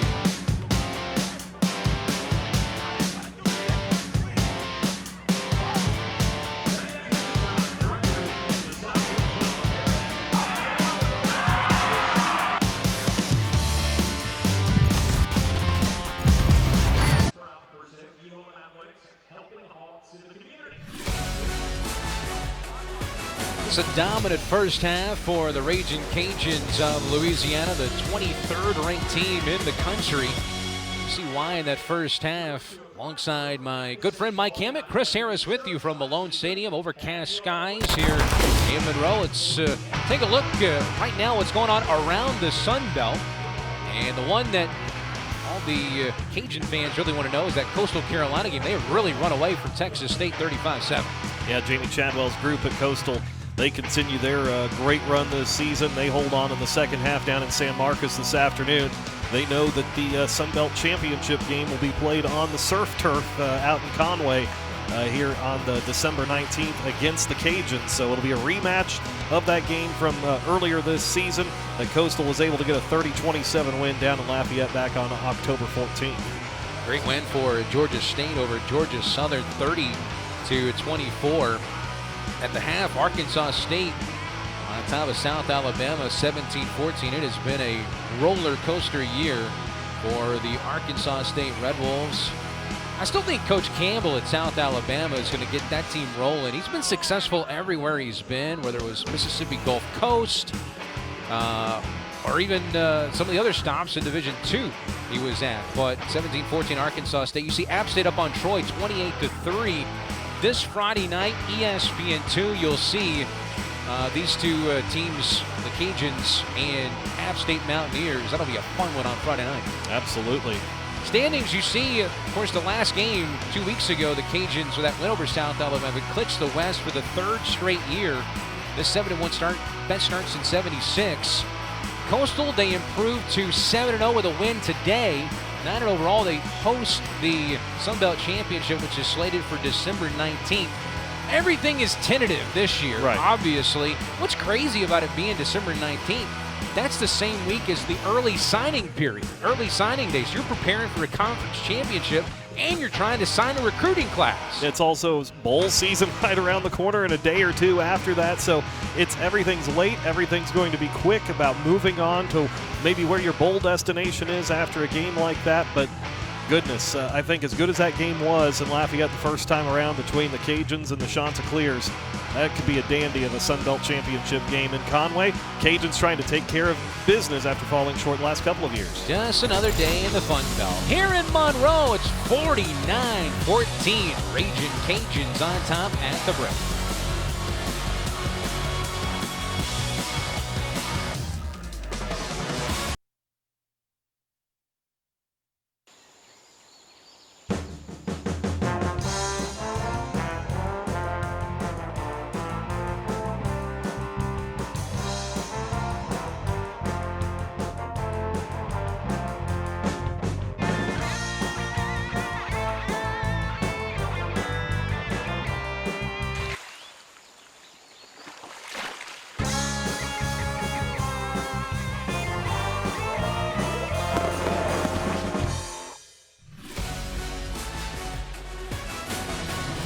Malone Stadium here in Monroe, Louisiana. It's 49-14. Raging Cajuns of Louisiana over ULM alongside Mike Hammett, Chris Harris.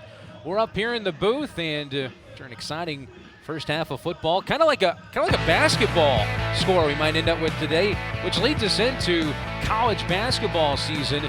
Season opener for Coach Keith Richard's club Thursday at Louisiana Tech. Yeah, an interesting matchup to open the season. First of all, home and home in the non-conference, actually, for the Warhawks and Bulldogs. Just 30 miles of I-20 between the two schools, so going to be interesting to see them twice, and then throw in that Lamar game for the home opener on December 9th. But good group of returners around center Chris Efratui, the 7'1" big man out of Nigeria, Iri Olanade at the guard position. And then they're really excited about a couple of newcomers. Kareem Ozier, a guard transferring in from Sacred Heart. And then add in from the junior college ranks, Russell Harrison out of Clarendon College. Two guys they're really excited about adding to the mix this year for the Warhawks.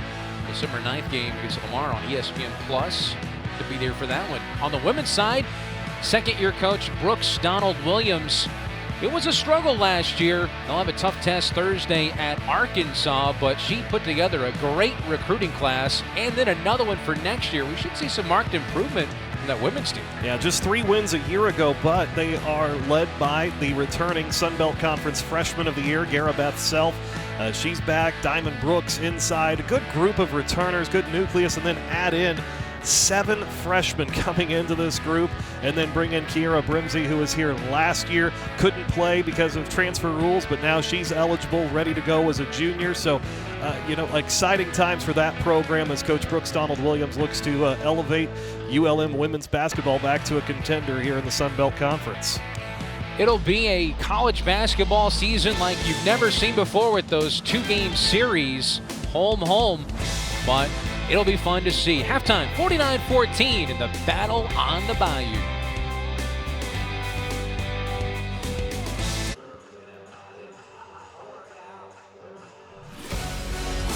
.49 first-half points for the Raging Cajuns, the 23rd ranked team in the country. 49-14 is your score, the battle on the Bayou. Quarterback, Levi Lewis. 2 touchdowns on the ground, 2 touchdowns through the air. He's been incredible in the first half, able to step up in the pocket, avoid some pressure, get out, use his legs, but he's been efficient when they've had to go through the air, rolls out, finds a wide open man in the back of the end zone, and he's been able to stretch the field, find his guys. Gossett doing a great job as well, and really just a phenomenal first half from Levi Lewis. Jeremy Hunt off to a hot start, 8 of 17 in the first half. 81 yards, 1 touchdown, 1 pick. First FBS start. Not bad as he settled in there for a little bit toward the end of the first quarter, start of the second quarter, able to use that quarterback sweep and really get out and make some good decisions. Real story has been the running game for the Raging Cajuns.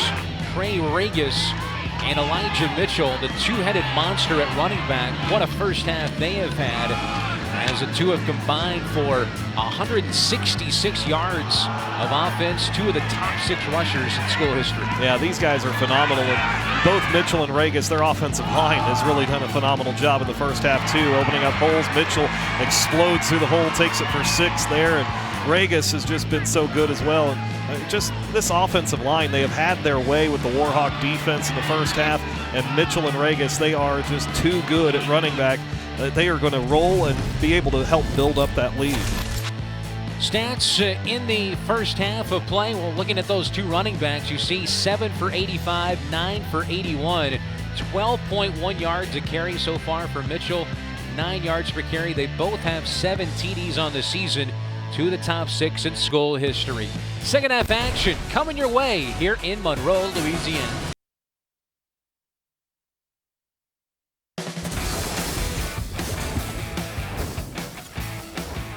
.49-14, a look at the numbers from the first half. Just some dominance by the Raging Cajuns.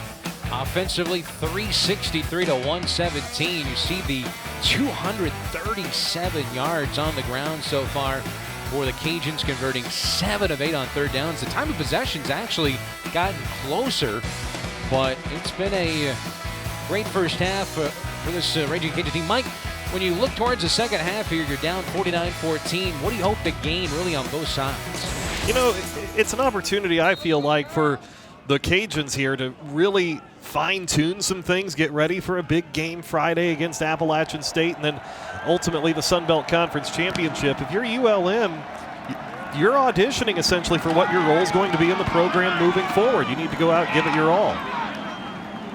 Return out near the 25-yard line. On the kick return, Perry Carter Jr., who's been very quiet in this ballgame after really having a breakout performance in their last game, which was 3 weeks ago. Last 2 weeks, their games have been canceled because of COVID-19. As Jeremy Hunt will go out to start this second half, took over the keys to the offense.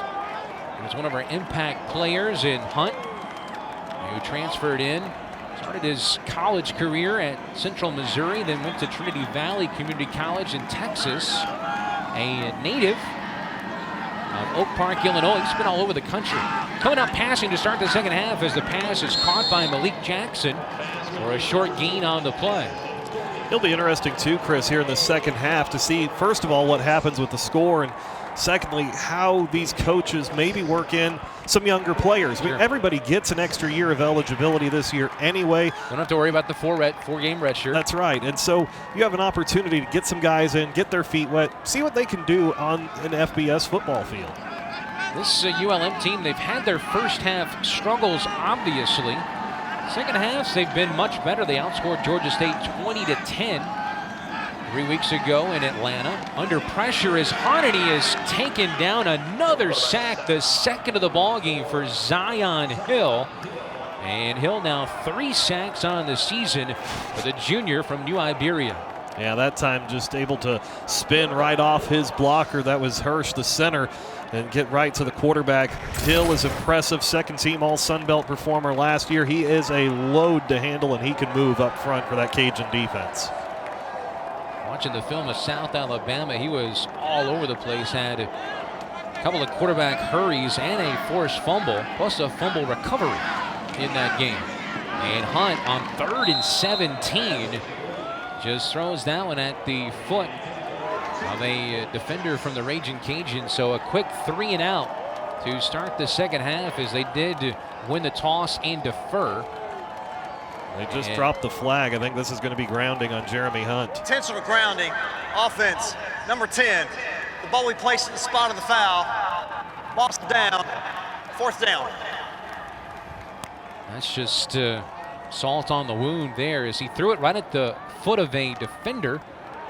Sometimes there might be a running back in the area, but nobody was in the area that time. And Coach Viator doing some coaching over there.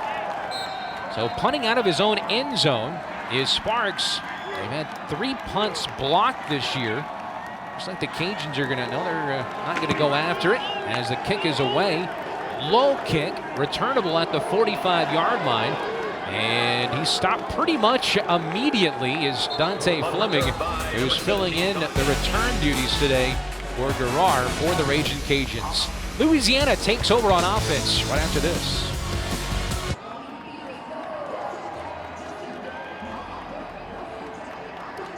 After a 4-touchdown first half for Levi Lewis, he and the Cajun offense take the field for the first time in great field position on the plus side in ULM territory. And the first play is a handoff to Elijah Mitchell, invited to the Senior Bowl last week.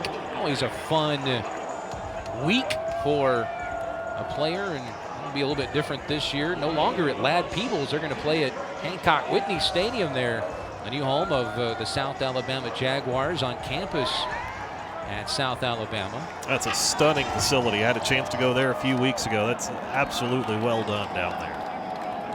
Kind of hated it for them that the first year to christen it. The COVID-19 pandemic here is a long pass down the sideline is caught. And right there at the 13-yard line, and turning around to make the catch is Errol Rogers Jr. Just a beautiful ball here for Lewis. It helps when you have plenty of time like that. Yeah, put it where his guy could go get it, and a nice job falling down, maintaining the concentration. Rogers makes the play, and the Cajuns in the red zone. Quick out to the far side is read well that time by the Warhawks as Mitchell running back on the catch. There's Elijah Mitchell and Trey Regis. Combined in their career, they have 24 100-yard games offensively. Both seniors, both high up on the list of runners in Raging Cajun football history. Motion man is Fleming. Handoff goes to Regis around the right side, beats one man, makes a move at the 10. Now trying to take it. Defenders inside the 5 towards the pylon, but will fall right around the 3. Just a power runner. Both these guys, Mitchell and Regis, a great mix of speed and power. And it's how you would expect a couple of senior running backs to be. Have been developed well the past 4 years. not only that, I mean, these guys played the last 2 years with Raymond Calais in the backfield with them. I mean, that was a three-headed monster. And, of course, Calais went off to the NFL and drafted in the 7th round. I mean, and then you throw in 2 linemen drafted into the NFL. That's how Billy Napier and his staff have built this program. It's the running game. Then you throw in a quarterback who makes good decisions with Levi Lewis. I mean, it's been an offense that's really been tough for any team to slow down. 1st and goal. And Regis stopped as he got near the 2-yard line. Wrestled down right there. On the stop, Traylon Thomas, who is a redshirt junior. 5'11", 235. It's, this is gut check time. A lot of these guys defensively are somewhat undermanned. Guys opting out and some injury issues too. Injuries, yeah. This Hunter Smith is out. Keyshawn Johnson out at linebacker. Traylon Thomas coming up with the tackle there. I mean, he's a guy getting an opportunity to really play for the first time today. Lewis rolls out, fires in the end zone. It's caught. Touchdown, Johnny Lumpkin. The 3rd touchdown pass of the day for Levi Lewis. He's combined for 5. And Louisiana has 55 points here early in the 3rd quarter. And the offense just keeps rolling along. And again, it goes back to that running game being so good. A little play fake gives Lewis enough time, a little extra block, and tosses it into Lumpkin to pick up his first score of the season. Already hit 9 different receivers. Hit 12 in their win against South Alabama as Almaderas. His kick is good. Levi Lewis. Another scoring drive led. This on the first possession they have in the 2nd half. It's all Cajuns.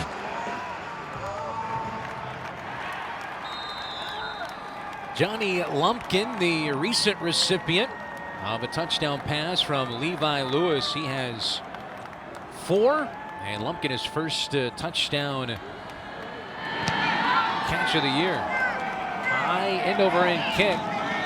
Taken at the 12-yard line by Carter. He'll be upended at the 29-yard line. That's where ULM will start 1st and 10. We'll see who comes out at quarterback. It is going to be Jeremy Hunt. As to possession, they went backwards with the sack and then the intentional grounding call. Tell Coach Viator would like to get some confidence into his junior. Should a couple more games to go this season. 9 of 19, 83 yards, 1 touchdown, 1 interception, 1 rushing touchdown as well. As the handoff goes quickly out of the backfield to Roach. And every time he touches the football, something good happens as Caden Roach from Magnolia, Arkansas, 5'11", 205. He's a redshirt freshman. It's a nice little burst coming out of the backfield. And had a nice touchdown at Georgia State a couple weeks ago. And really starting to see some more time. Of course, injuries have gone into that, but he's proven himself when given the opportunity. This time he's wrestled down in the backfield for a loss on the play. Yeah, that time Cajuns just had it read the whole way. Warhawks trying to establish that running game, but boy, Cajuns just so good about getting in the backfield, getting a stop, and Terrence Jones doing a nice job getting in there and making it 3rd down and short here for ULM. So 3rd down and 8 for Hunt in this ULM offense. Josh Peterson still looking for his first catch. That one is completed to Tyler Lamb. It's going to be, will it be enough for the 1st down? It looks like it will be. At the 40-yard line, so a 1st down catch for Tyler Lamb. His 12th catch on the season. A graduate. He has his degree in kinesiology. One of the good tight ends as he's up a little bit hit hard, and tell he's in a little bit of pain over there on the sideline. First set of downs for Hunt in this offense, who would love to sustain a drive here. Nice move. Kicking it to the outside is Roach. He's going to go out of bounds at the 30. He might could have gotten a little bit more, but still a heck of a run. A good move. He had lots of open field ahead of him. And it's on the edge. It's Josh Peterson that comes in and sets that edge and springs Roach down the sideline. Great job. Peterson's been silent today as far as getting a catch, getting some yardage and producing, but that was a big help to the offense sealing it off there. Right at 30 yards on that gain. He planted that foot. What a great juke move. As Hunt's going to keep it this time. This is not a design keeper. He takes it inside the 25-yard line. Has that extra dimension, but going back to Roach, he was at 186 last year. He put on 12 pounds.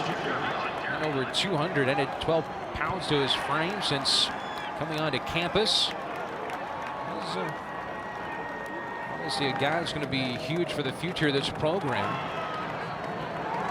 Giving a little spark out of the backfield, and now the third guy in that rotation with no Josh Johnson, Javen Myers back in. Myers, a redshirt junior, end around and forced out of bounds near the 20-yard line is Chandler Whitfield. His first carry of the ball game. He's a redshirt freshman from Zachary, Louisiana. You know, the Cajuns have really done a nice job, of course, one, keeping Josh Peterson out of the equation in the passing game. And Perry Carter at that, too. He was coming off a huge game against Georgia State where he got added to the Paul Hunt Horning Award watch list there, getting some honors after that game for everything he did. But both of those guys have been very quiet today. Play clock down to 5 as Hunt gets his team set on 3rd down and 1. Handoff goes straight up the middle and good push. Offensive line, and that's Myers who picks up the first down. He's from Woodlawn. Great football there in Baton Rouge. See, he's a big guy for 5'7". He's listed at 204. That low center of gravity. Redshirt junior. And all those running backs bring a little something different to the table. Phillips kind of that balanced back, can do a little bit of everything. Myers, that low center of gravity, can bring a little more power. Roche with some burst. So some guys that can do a little bit of everything for this Warhawk offense. Fakes a handoff to Myers. There's Peterson's first catch of the ball game, and he's pushed out of bounds pretty quickly. See Josh Peterson, who picks up his team-leading 29th catch on the year. Only a gain of 1. And he's a guy, too, you have to wonder, is this his last game here at Malone Stadium today? Final home game of the season for this ULM club. We think, for now. Who knows? Myers and takes the handoff up the middle, takes it inside the 15. A lot of these guys getting some playing time and chance to keep a longer drive going. So far, already 9 plays and about 60 yards so far on this drive. Just a nice sustained drive. Had the big hitter, of course, with Roach, but otherwise it's just been get a few yards here, get a few yards there, and that's what you want to see out of Jeremy Hunt. Can you sustain a long drive? Can you move this ball down the field and not have to rely on a big play to get you points? Lamb in motion for the Warhawks. Hunt has time. He's going to try to run. It's on 3rd down. Pass towards the edge of the end zone over there. Looking for Fret, but couldn't make the catch. He gave him a chance, but really not much Fret could do there. And it brings up 4th down, and I would imagine Coach Viator is going to go for it. Yeah, Hunt trying to just extend the play there and ran out of real estate with Fret on the far side of the end zone. Just trying to find a way to create, buy some time. That's what he brings to this offense. Coach Viator, as he looks down to his play card, he calls the plays on offense. Nagavi is the offensive coordinator, 4th year. That's Peterson in motion. Hunt rolling to his left, under pressure, pass is incomplete. And everything was covered. Now there is a penalty marker on the play as Jevin Fret again was the target. I didn't see a pass interference, but you never know. That was a late flag coming in. Very late. Coach Billy Napier is not happy over there on the sideline. It looked like Fret was getting held up for a moment there, but I don't know that it was worthy of a flag or not, but they thought so late potentially here.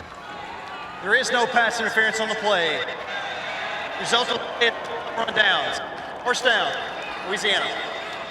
So a turnover on downs gives it back to the Cajuns, and kind of a side eye there at that time from Billy Napier. On fourth down, ULM now 16 for 27 on the year. They had been converting 62% of their fourth down tries.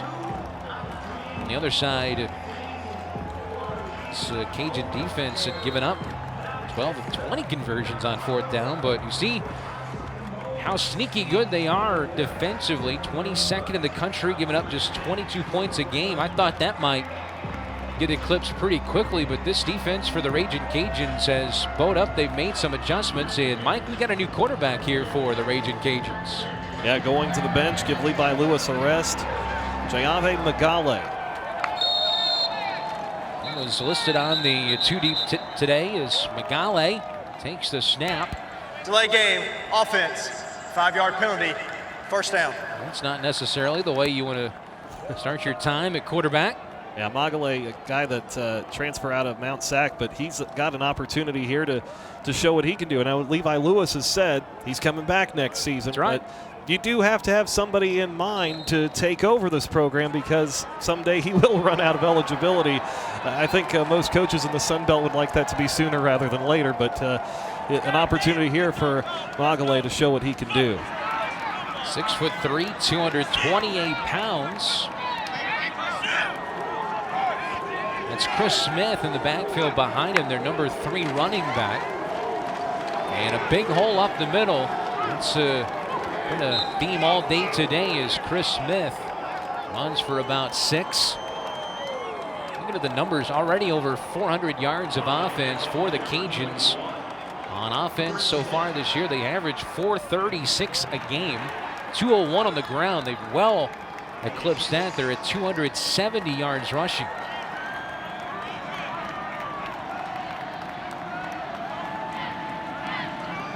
Motion man, that's Khalif Gossett. As the handoff once again goes to Smith, tries to change direction, but it was read out really well by this ULM defense.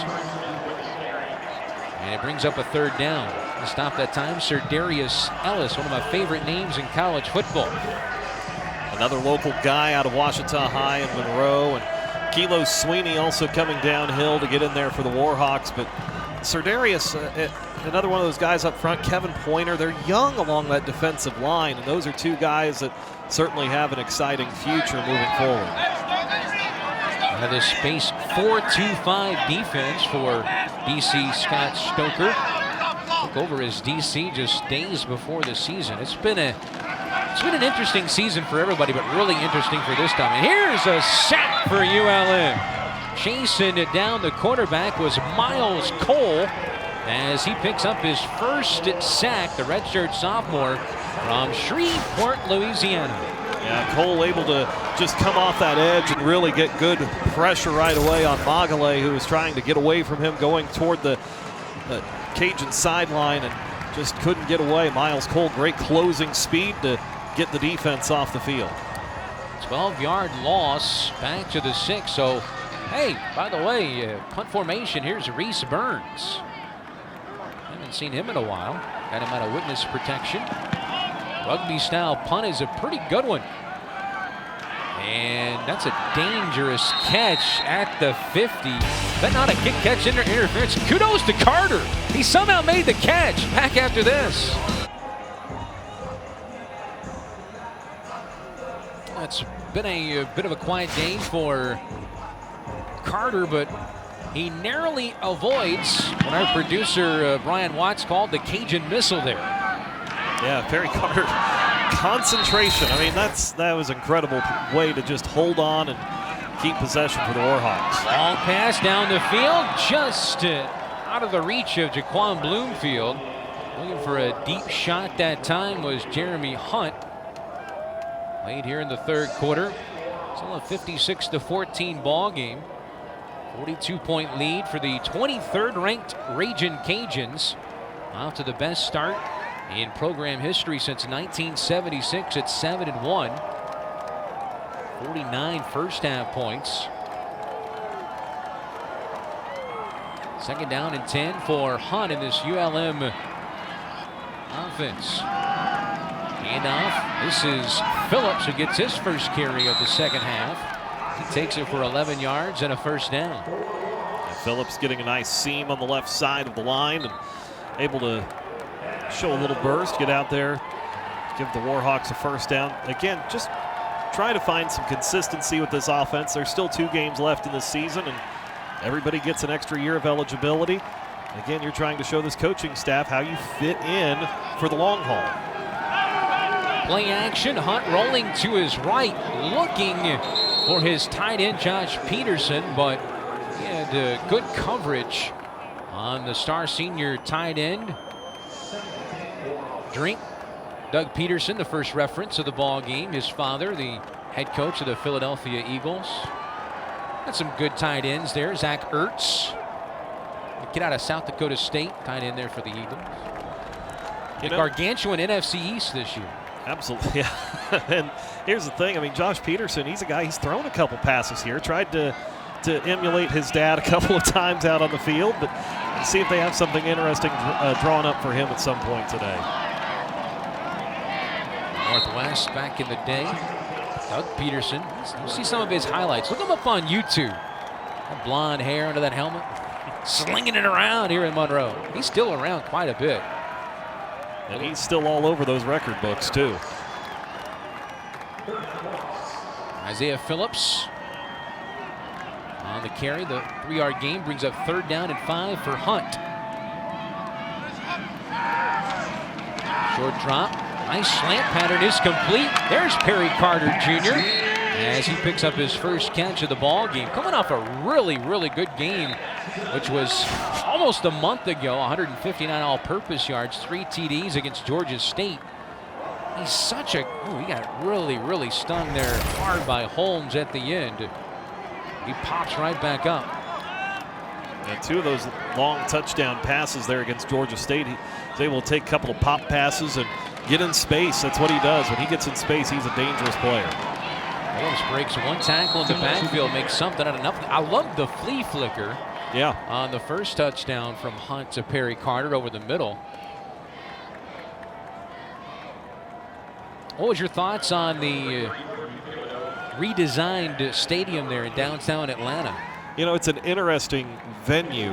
I think from a fan perspective, I think it's done well, and you know, it's certainly exciting. They're trying to build all that downtown. They've got a new arena in the works for basketball, and very interesting there. Fade pass, Bloomfield couldn't hold on to it. He had the touchdown, and that was a perfect ball from the junior Jeremy Hunt, but Bloomfield knows it. He missed a touchdown catch.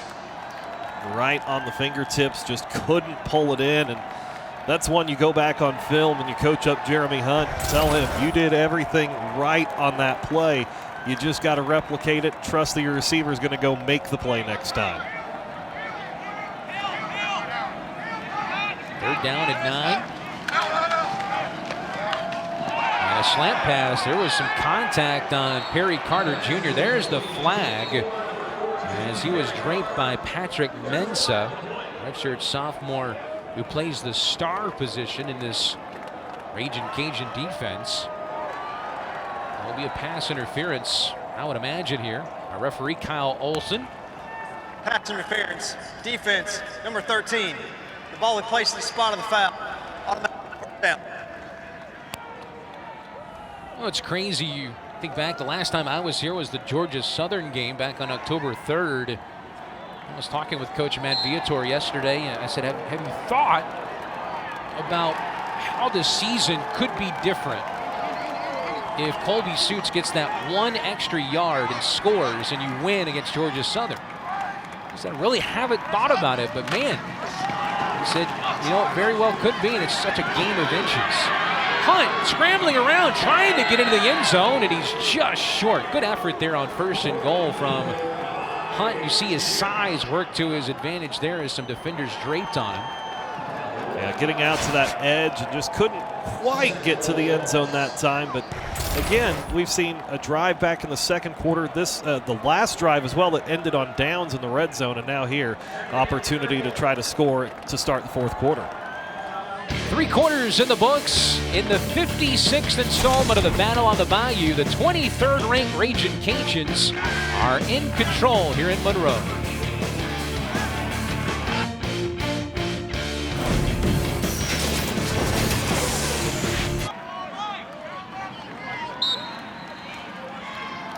Well, as we start the fourth quarter, a scoring chance here for the Warhawks as Hunt keeps it, loses the football. It's covered in the end zone, and it's covered by Rasmussen for a touchdown. So ULM scores. Hunt going in for the keeper, looking for his second rushing touchdown. But Johnny on the spot was Zach Rasmussen, the tight end, the junior from Anna, Texas, recovers it for the ULM touchdown to start the fourth quarter. You know, sometimes it's better to just be right where you need to be, and Rasmussen able to pull that in as that ball popped free from Jeremy Hunt, trying to twist for that end zone, and Rasmussen right there, and the Warhawks cash in. Point after touchdown attempt will be tried by Zach Elder. And there is a penalty marker on the play. Pretty clean game as far as penalties are concerned. 9 combined penalties. 5 for 36 for the Cajuns, 4 for 34 for the Warhawks. The only thing I was curious about on this play was whether Hunt's progress was stopped before it came out. As referee Kyle Olson going over to talk to Louisiana head coach Billy Napier. One more time. Of course, it only has to be blown dead unless you hear a whistle. Other side.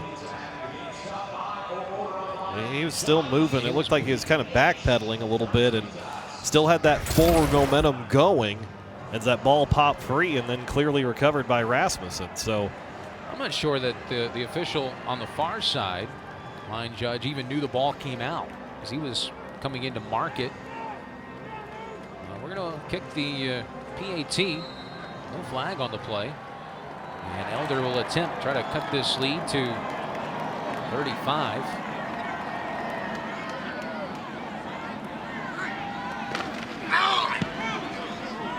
And the kick hits the left upright and is no good. That's the 5th missed PAT by ULM this season. It's been a struggle, the kicking game, but Rasmussen able to cover the fumble by Hunt for the touchdown, and it's 56-20.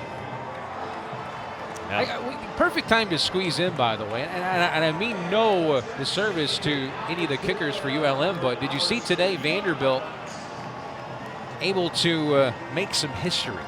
Yeah, first female to play Power 5, suit up for a Power 5 team and then get in. An awesome opportunity there and got the chance to kick off, so got in the game, got in the book, and you know, big moment there in a game that for Sarah Fuller, a 41-0 game in favor of Mizzou today, but certainly a historic game in Columbia with Vanderbilt. Sarah Fuller, the goalkeeper for Vanderbilt's women's soccer team, who won the SEC last weekend, and head coach Derek Mason, who's had several of his specialists out because of COVID, called her up and said, hey, would you mind sticking around over Thanksgiving break and kick for us against Missouri on Saturday? And her answer was absolutely yes. It's a cool moment. Yeah. Kickoff taken at the 9-yard line. And a solid return out near the 35-yard line. And on the return was Fleming. Their main kick return guy, who has a couple of touchdowns returning this year, Eric Garrar, is out today. It's been a interesting several weeks for these two teams. Last week for the Ragin' Cajuns, 33 players either were recovering from the virus, had tested positive, and were in quarantine as a result of contact tracing. About half were positive. Cajuns athletic director Brian Maggart said at the time. Shut down things last Tuesday and we're back at practice this past Saturday.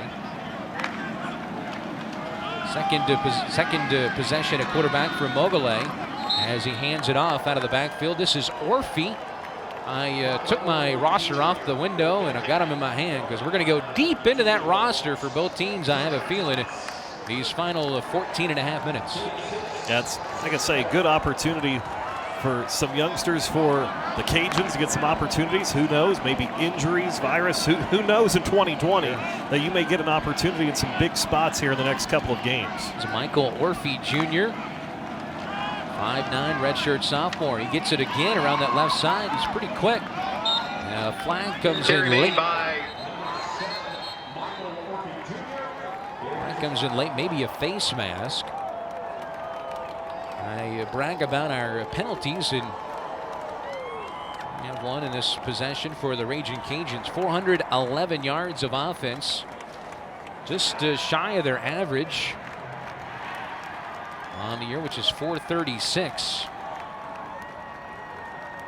First couple of carries for Orphy. Personal foul, illegal blindside block, offense for 3. It's a 15-yard penalty from the end of the run. Remains second down. So the Cajuns will be backed up with a penalty there. See a lot of second unit, third unit guys on that offensive line as well. Rated as one of the top 20 in the country. A midseason Joe Moore Award honor roll. And those offensive linemen, mostly second unit guys. You see Rubio and Jungkook. Sun beginning to fade. It's been overcast. We haven't seen the sun, but wherever it is, it's beginning to fade on this Saturday evening. Temperature in the low 50s. Pass is complete. And a strong hit was applied as the pass was caught by Damani Burrell. And he got greeted pretty hard right here. Yeah, Kilo Sweeney, I believe, coming downhill late, delivering that hard blow with the shoulder. And nice introduction there for Damani Burrell, the sophomore out of Easton High in New Orleans. Kilo Sweeney, the JUCO transfer from EMCC. I've watched on Last Chance U.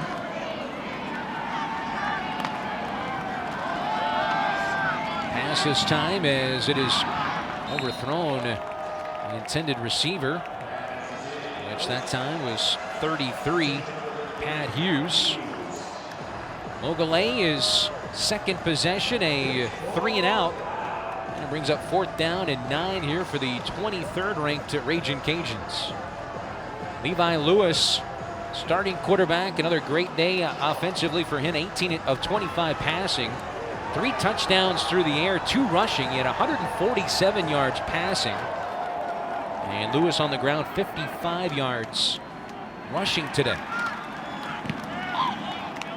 Run away by Reese Burns. And it's fair caught back near the 15 by Perry Carter Jr. 56-20 your score. Here on the Bayou, it's all Raging Cajuns, the 23rd ranked team in the country.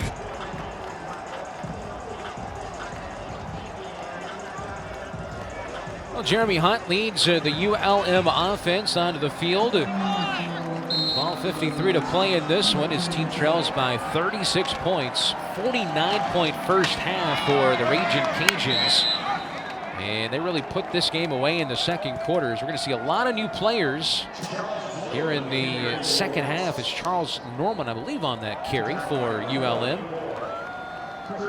Yeah, Norman caught the touchdown pass against Georgia State 3 weeks ago. The last game this team played. First career catch and touchdown. He's another one of those local products this program seems to be getting more and more of. And a West Monroe kid and former high school teammate of his. And Garrett Common, the backup quarterback now behind Jeremy Hunt. And several guys from Washita High, Neville High. So good local representation.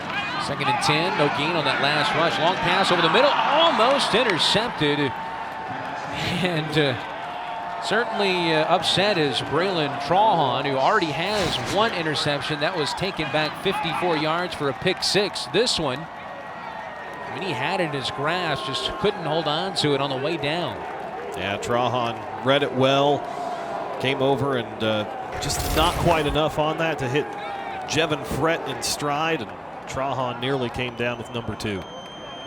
Defense has 12 interceptions on the year. Trahan has 4 of those.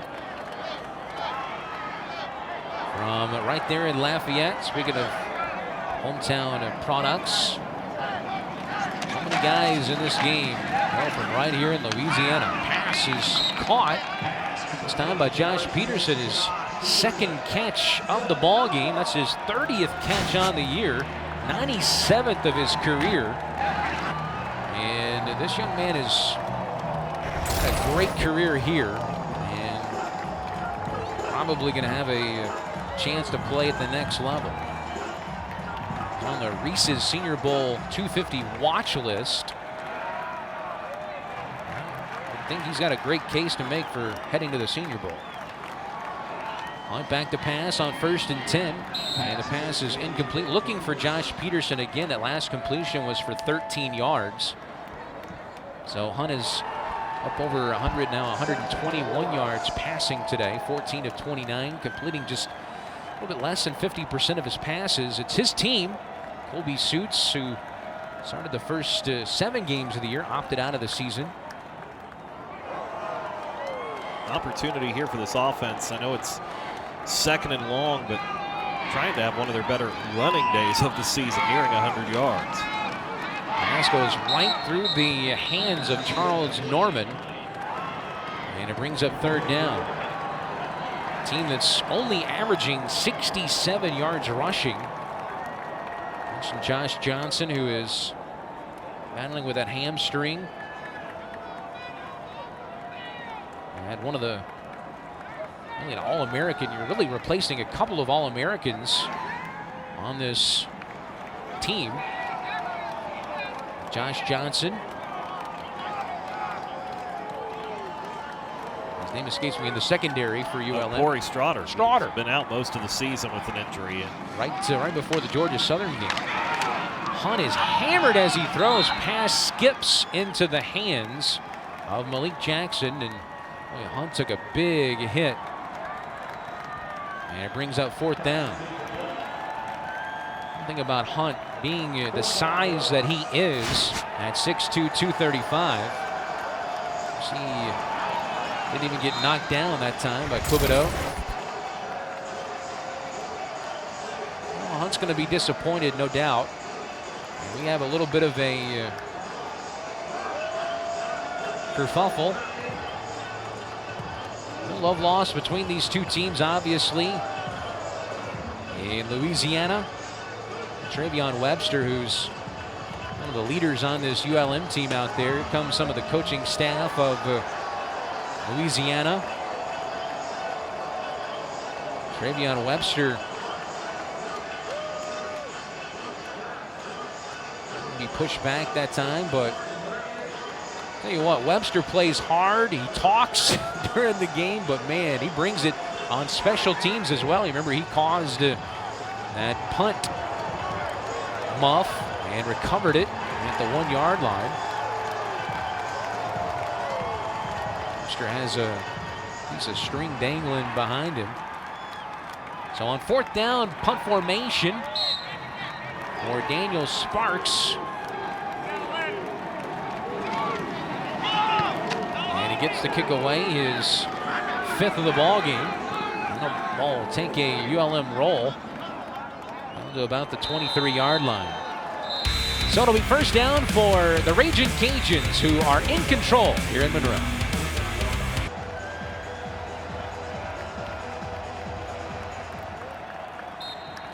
Well, Jayave Magale out for his 3rd possession in relief of Levi Lewis, the starting quarterback, and a quick handoff is going to go for some big yards on 1st and 10.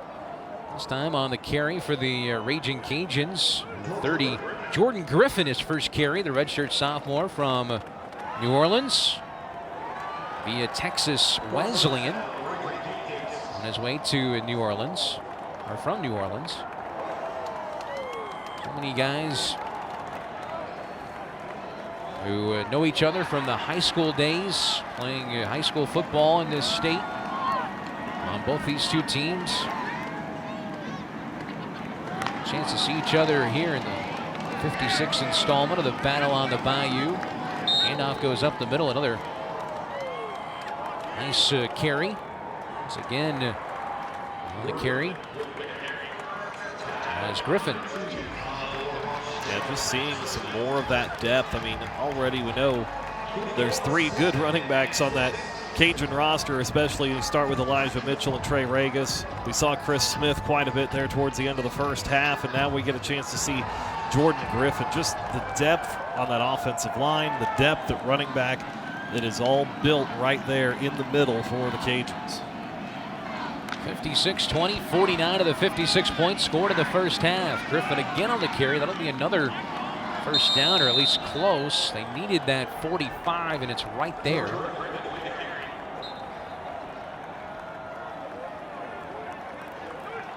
Going now 4 and 5 deep at running back. There's Trey Regis, Elijah Mitchell. Two-headed monster at running back. This team who will play Friday night on ESPN2 against App State. And then on December 19th is Coastal Carolina up big on Texas State. So pretty much set that matchup now on December 19th, the Sun Belt Conference Championship between 2 ranked teams in the Sun Belt, more than likely. If something happens, it's just pretty huge for your program. It was a first down, and on first down again, Griffin runs it. But for the Sun Belt to have 2 ranked teams playing in a championship game, and knock on wood that everybody will stay healthy. Well, that's what you need. And really, of course, there's BYU and Cincinnati out there, but you're trying to put yourself in position to be considered to get that New Year's Six bid by one of these teams. And you know, who knows if a hiccup happens with BYU or Cincinnati, the Sun Belt wants to be in a position to claim that spot. Coastal Carolina would be the obvious, only possibility at this point as Griffin carries again. It'll be 3rd down and 5. It's going to be a really interesting next month. Yes. Now, you talk about injuries, you talk about the virus, all the different things going on. It's crazy.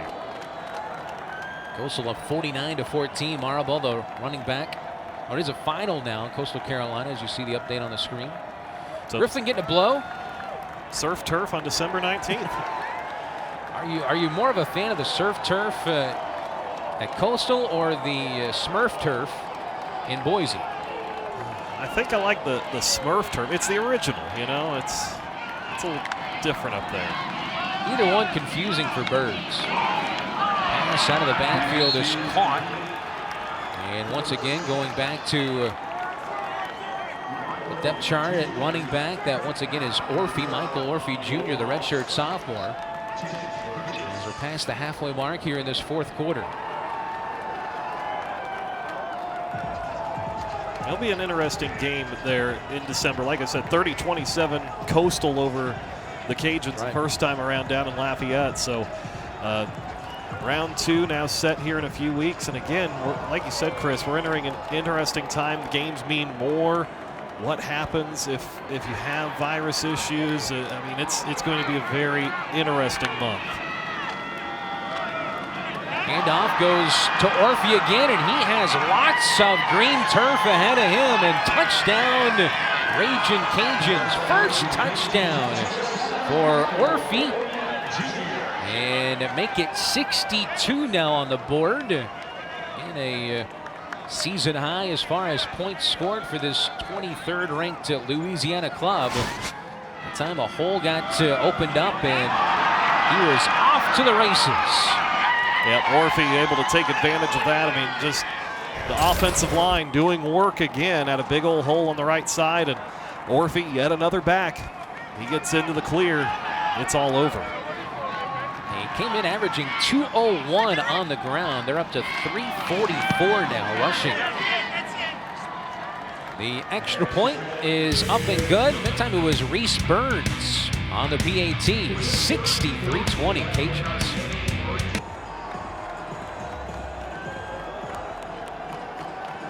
Now Michael Orphy Jr. getting in on the scoring parade. 7 plays, 77 yards. And for Orphy, a 48-yard touchdown run for the 23rd ranked Cajuns. As the kickoff is away from Snyder. And Perry Carter takes it down to 7. Has some running room around the near side. He's such a dynamic player as he's pushed down to the 23. Saw one instance of where things got quite heated. So we have a clean here, 6:23 to go in this rivalry, as the last two have been decided really on the last possession of the game. Not this one, as Hunt will stay on the sideline, and making his ULM debut at quarterback is Garrett Common, the 6'3", 208-pound junior from West Monroe. Common will take over at quarterback. Former Rebel. He's dynamic. He really has some wheels. He'll keep it around the right side, takes it beyond the 30, out to the 31-yard line. He had a injury-riddled career at the end of his career with the Rebels of West Monroe. Sidelined that entire 19 season with a shoulder injury, but he enrolled here January 13th. Beginning of the spring semester, he got to participate in non-contact drills and what little they had of spring practice, but they love this guy, Mike. Yeah, they really look at him as their guy of the future, the chance to really take over the position. Keeps it again. Lots of running room. And Garrett takes it into Ragin' Cajun territory. Yeah, Common showing off what he can do, running the little zone read there with Roach. And makes the right read, keeps it around the end, and gets it into Cajun territory. A chance for the fans, especially locals. Chance to see the former West Monroe Rebel. It's exciting for his family as well. First game opportunity he's really had since his junior year of high school. Throws a fade down the far side, and it's picked off. That's number 13 for this secondary for Louisiana. Down the far sideline. This one might be returned for 6, but finally being forced out of bounds is Amos. And that is the second pick for this defense today, and it was almost returned for 6. Yeah, a little underthrown there over to the far side. Amos just sat down and able to pick that off, bring it up the sideline, and Common getting his first chance to throw, and yeah, just didn't quite get enough on that one, going out to Jordan Carroll. Amos takes advantage for the Ragin' Cajuns. Well, Amos, a true freshman from New Iberia Catholic High School there, 6'1", 182. So that one was a pretty easy pick. Going for that fade route, but there was some miscommunication. And the turnover gives it back to the Ragin' Cajuns here, and a chance for their second and third unit. That was the third turnover for ULM. 2 interceptions and a fumble. Mogale takes a snap and hands it off. Full head of steam. Griffin on the carry.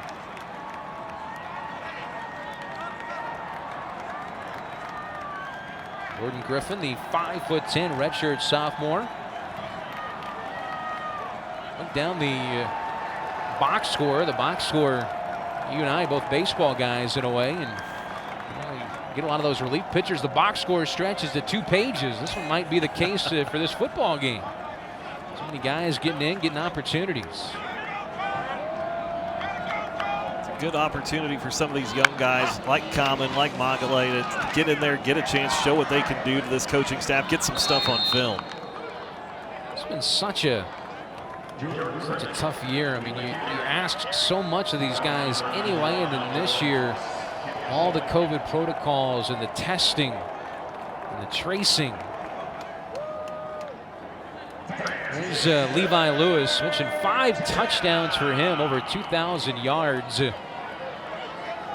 Now in the season, 18 of 25, 147, up to 55 touchdowns, or 55 in his career.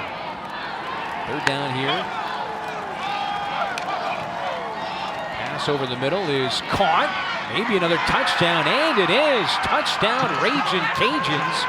And they're now at a cool 69 on the board. And a PAT of, went from putting up 70.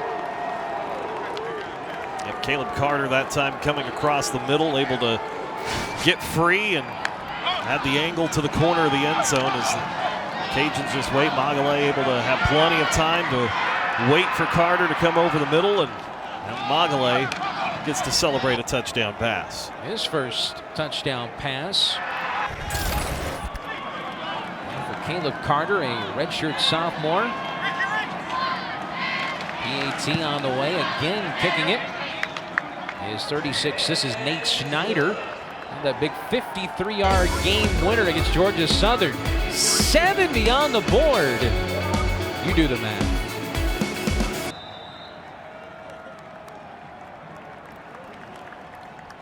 Here in Monroe, the 56th installment of the Battle on the Bayou. Early on, a back and forth game. It was 14-0, then 14-7, 21-7, then 21-14, 28-14, and it was a 2-possession game. Is on the return for ULM was Malik Jackson, and he went airborne that time as he was brought down right around the 30-yard line. Yeah, Malik trying to find that seam and trying out a little crowd surfing there, just see what it's a down by 50. Might as well take a chance, see if you can find your way over the top and go, but unable to go. And now the Warhawk offense and Garrett Common see if he can get a chance. The true freshman out of West Monroe, try to find a way to shake off that interception and get back going. True freshman out of the shotgun. He'll hand it out to Roach. Tell you what, his 2 carries were impressive. Those first 2 carries for Garrett. Went for 29 yards, had that long 22-yard run.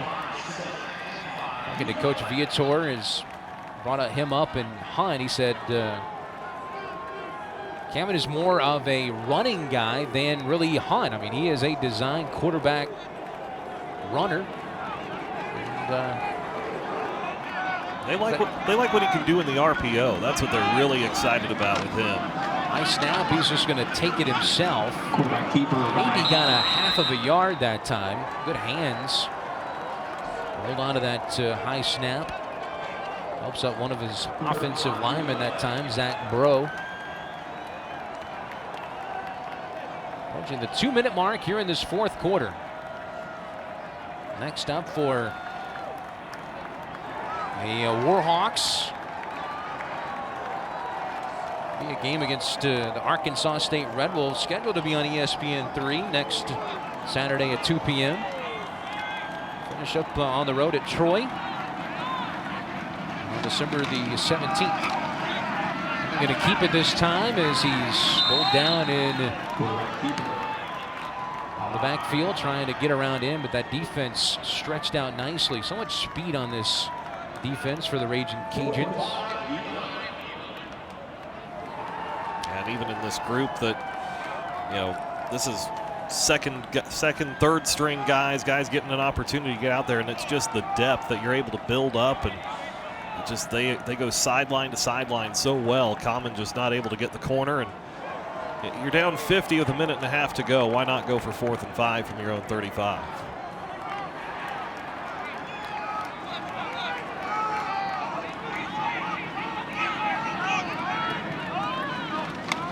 Looking out of the backfield, finds Roach, and he stopped, grabbing his leg and holding on for dear life. A tackle made. Yeah, Crutchin able to hold on, and Cajuns get the 4th down stop, and now would imagine a couple of kneel downs, and they'll get ready to head back home. Here's what's coming up as you look at the schedule. You still look at that first game, that 31-14 win over Iowa State. That was an incredible start to the season. First time they had started off with 2 road wins in a row. You see Appalachian State December 4th. It's a Friday night game on ESPN2, and then the Sun Belt Conference Championship. They'll be heading to play Coastal Carolina. Get a chance to avenge that loss. 2 teams that each picked up a Power 5 win over Big 12 schools earlier this season. And that was the talk of football, as they'll go into victory formation here with 1:02 remaining. And an impressive win, which in the series, 29-25. They'll get the 30th victory in the series between these 2 teams. And head coach Billy Napier out of isolation yesterday after testing positive for COVID-19 on November 18th. Both these 2 teams just glad to see the football field again. And, you know, we both know that there are good times coming up for this ULM program. Today they ran into what's really a buzzsaw, this Ragin' Cajun club. Team that was fine-tuning some stuff. They look good, and now they get a nice test at Appalachian State. Maybe a little snow up in Boone on Friday, and then off to the beach for the Sun Belt Championship game on December 19th. A strong showing from the Cajuns today, and a team that has 3 more games coming up, surely with a bowl game after that, to really try to make a statement and complete a strong 2020 season. Look at Levi Lewis there, coming back for another year. Ragin' Cajuns, Coastal Carolina. Give me a preview. What do you think? Who's going to win that rematch? You know, I think it's going to be a great game. I think the Cajuns have an advantage. They've played in that game the last couple of years. Meanwhile, it's new. It's new territory for Coastal Carolina. That hasn't stopped them before this season, but it should be a great battle out on the beach here in the middle of December. Well, that'll do it. It was a offensive affair for the Ragin' Cajuns and the Warhawks here in Monroe on the 56th edition of the Battle on the Bayou. Your final score, the Ragin' Cajuns of Louisiana 70, ULM 20. For Mike Hammett, I'm Chris Harris, and our producer, Brian Watts. This has been a presentation of ESPN.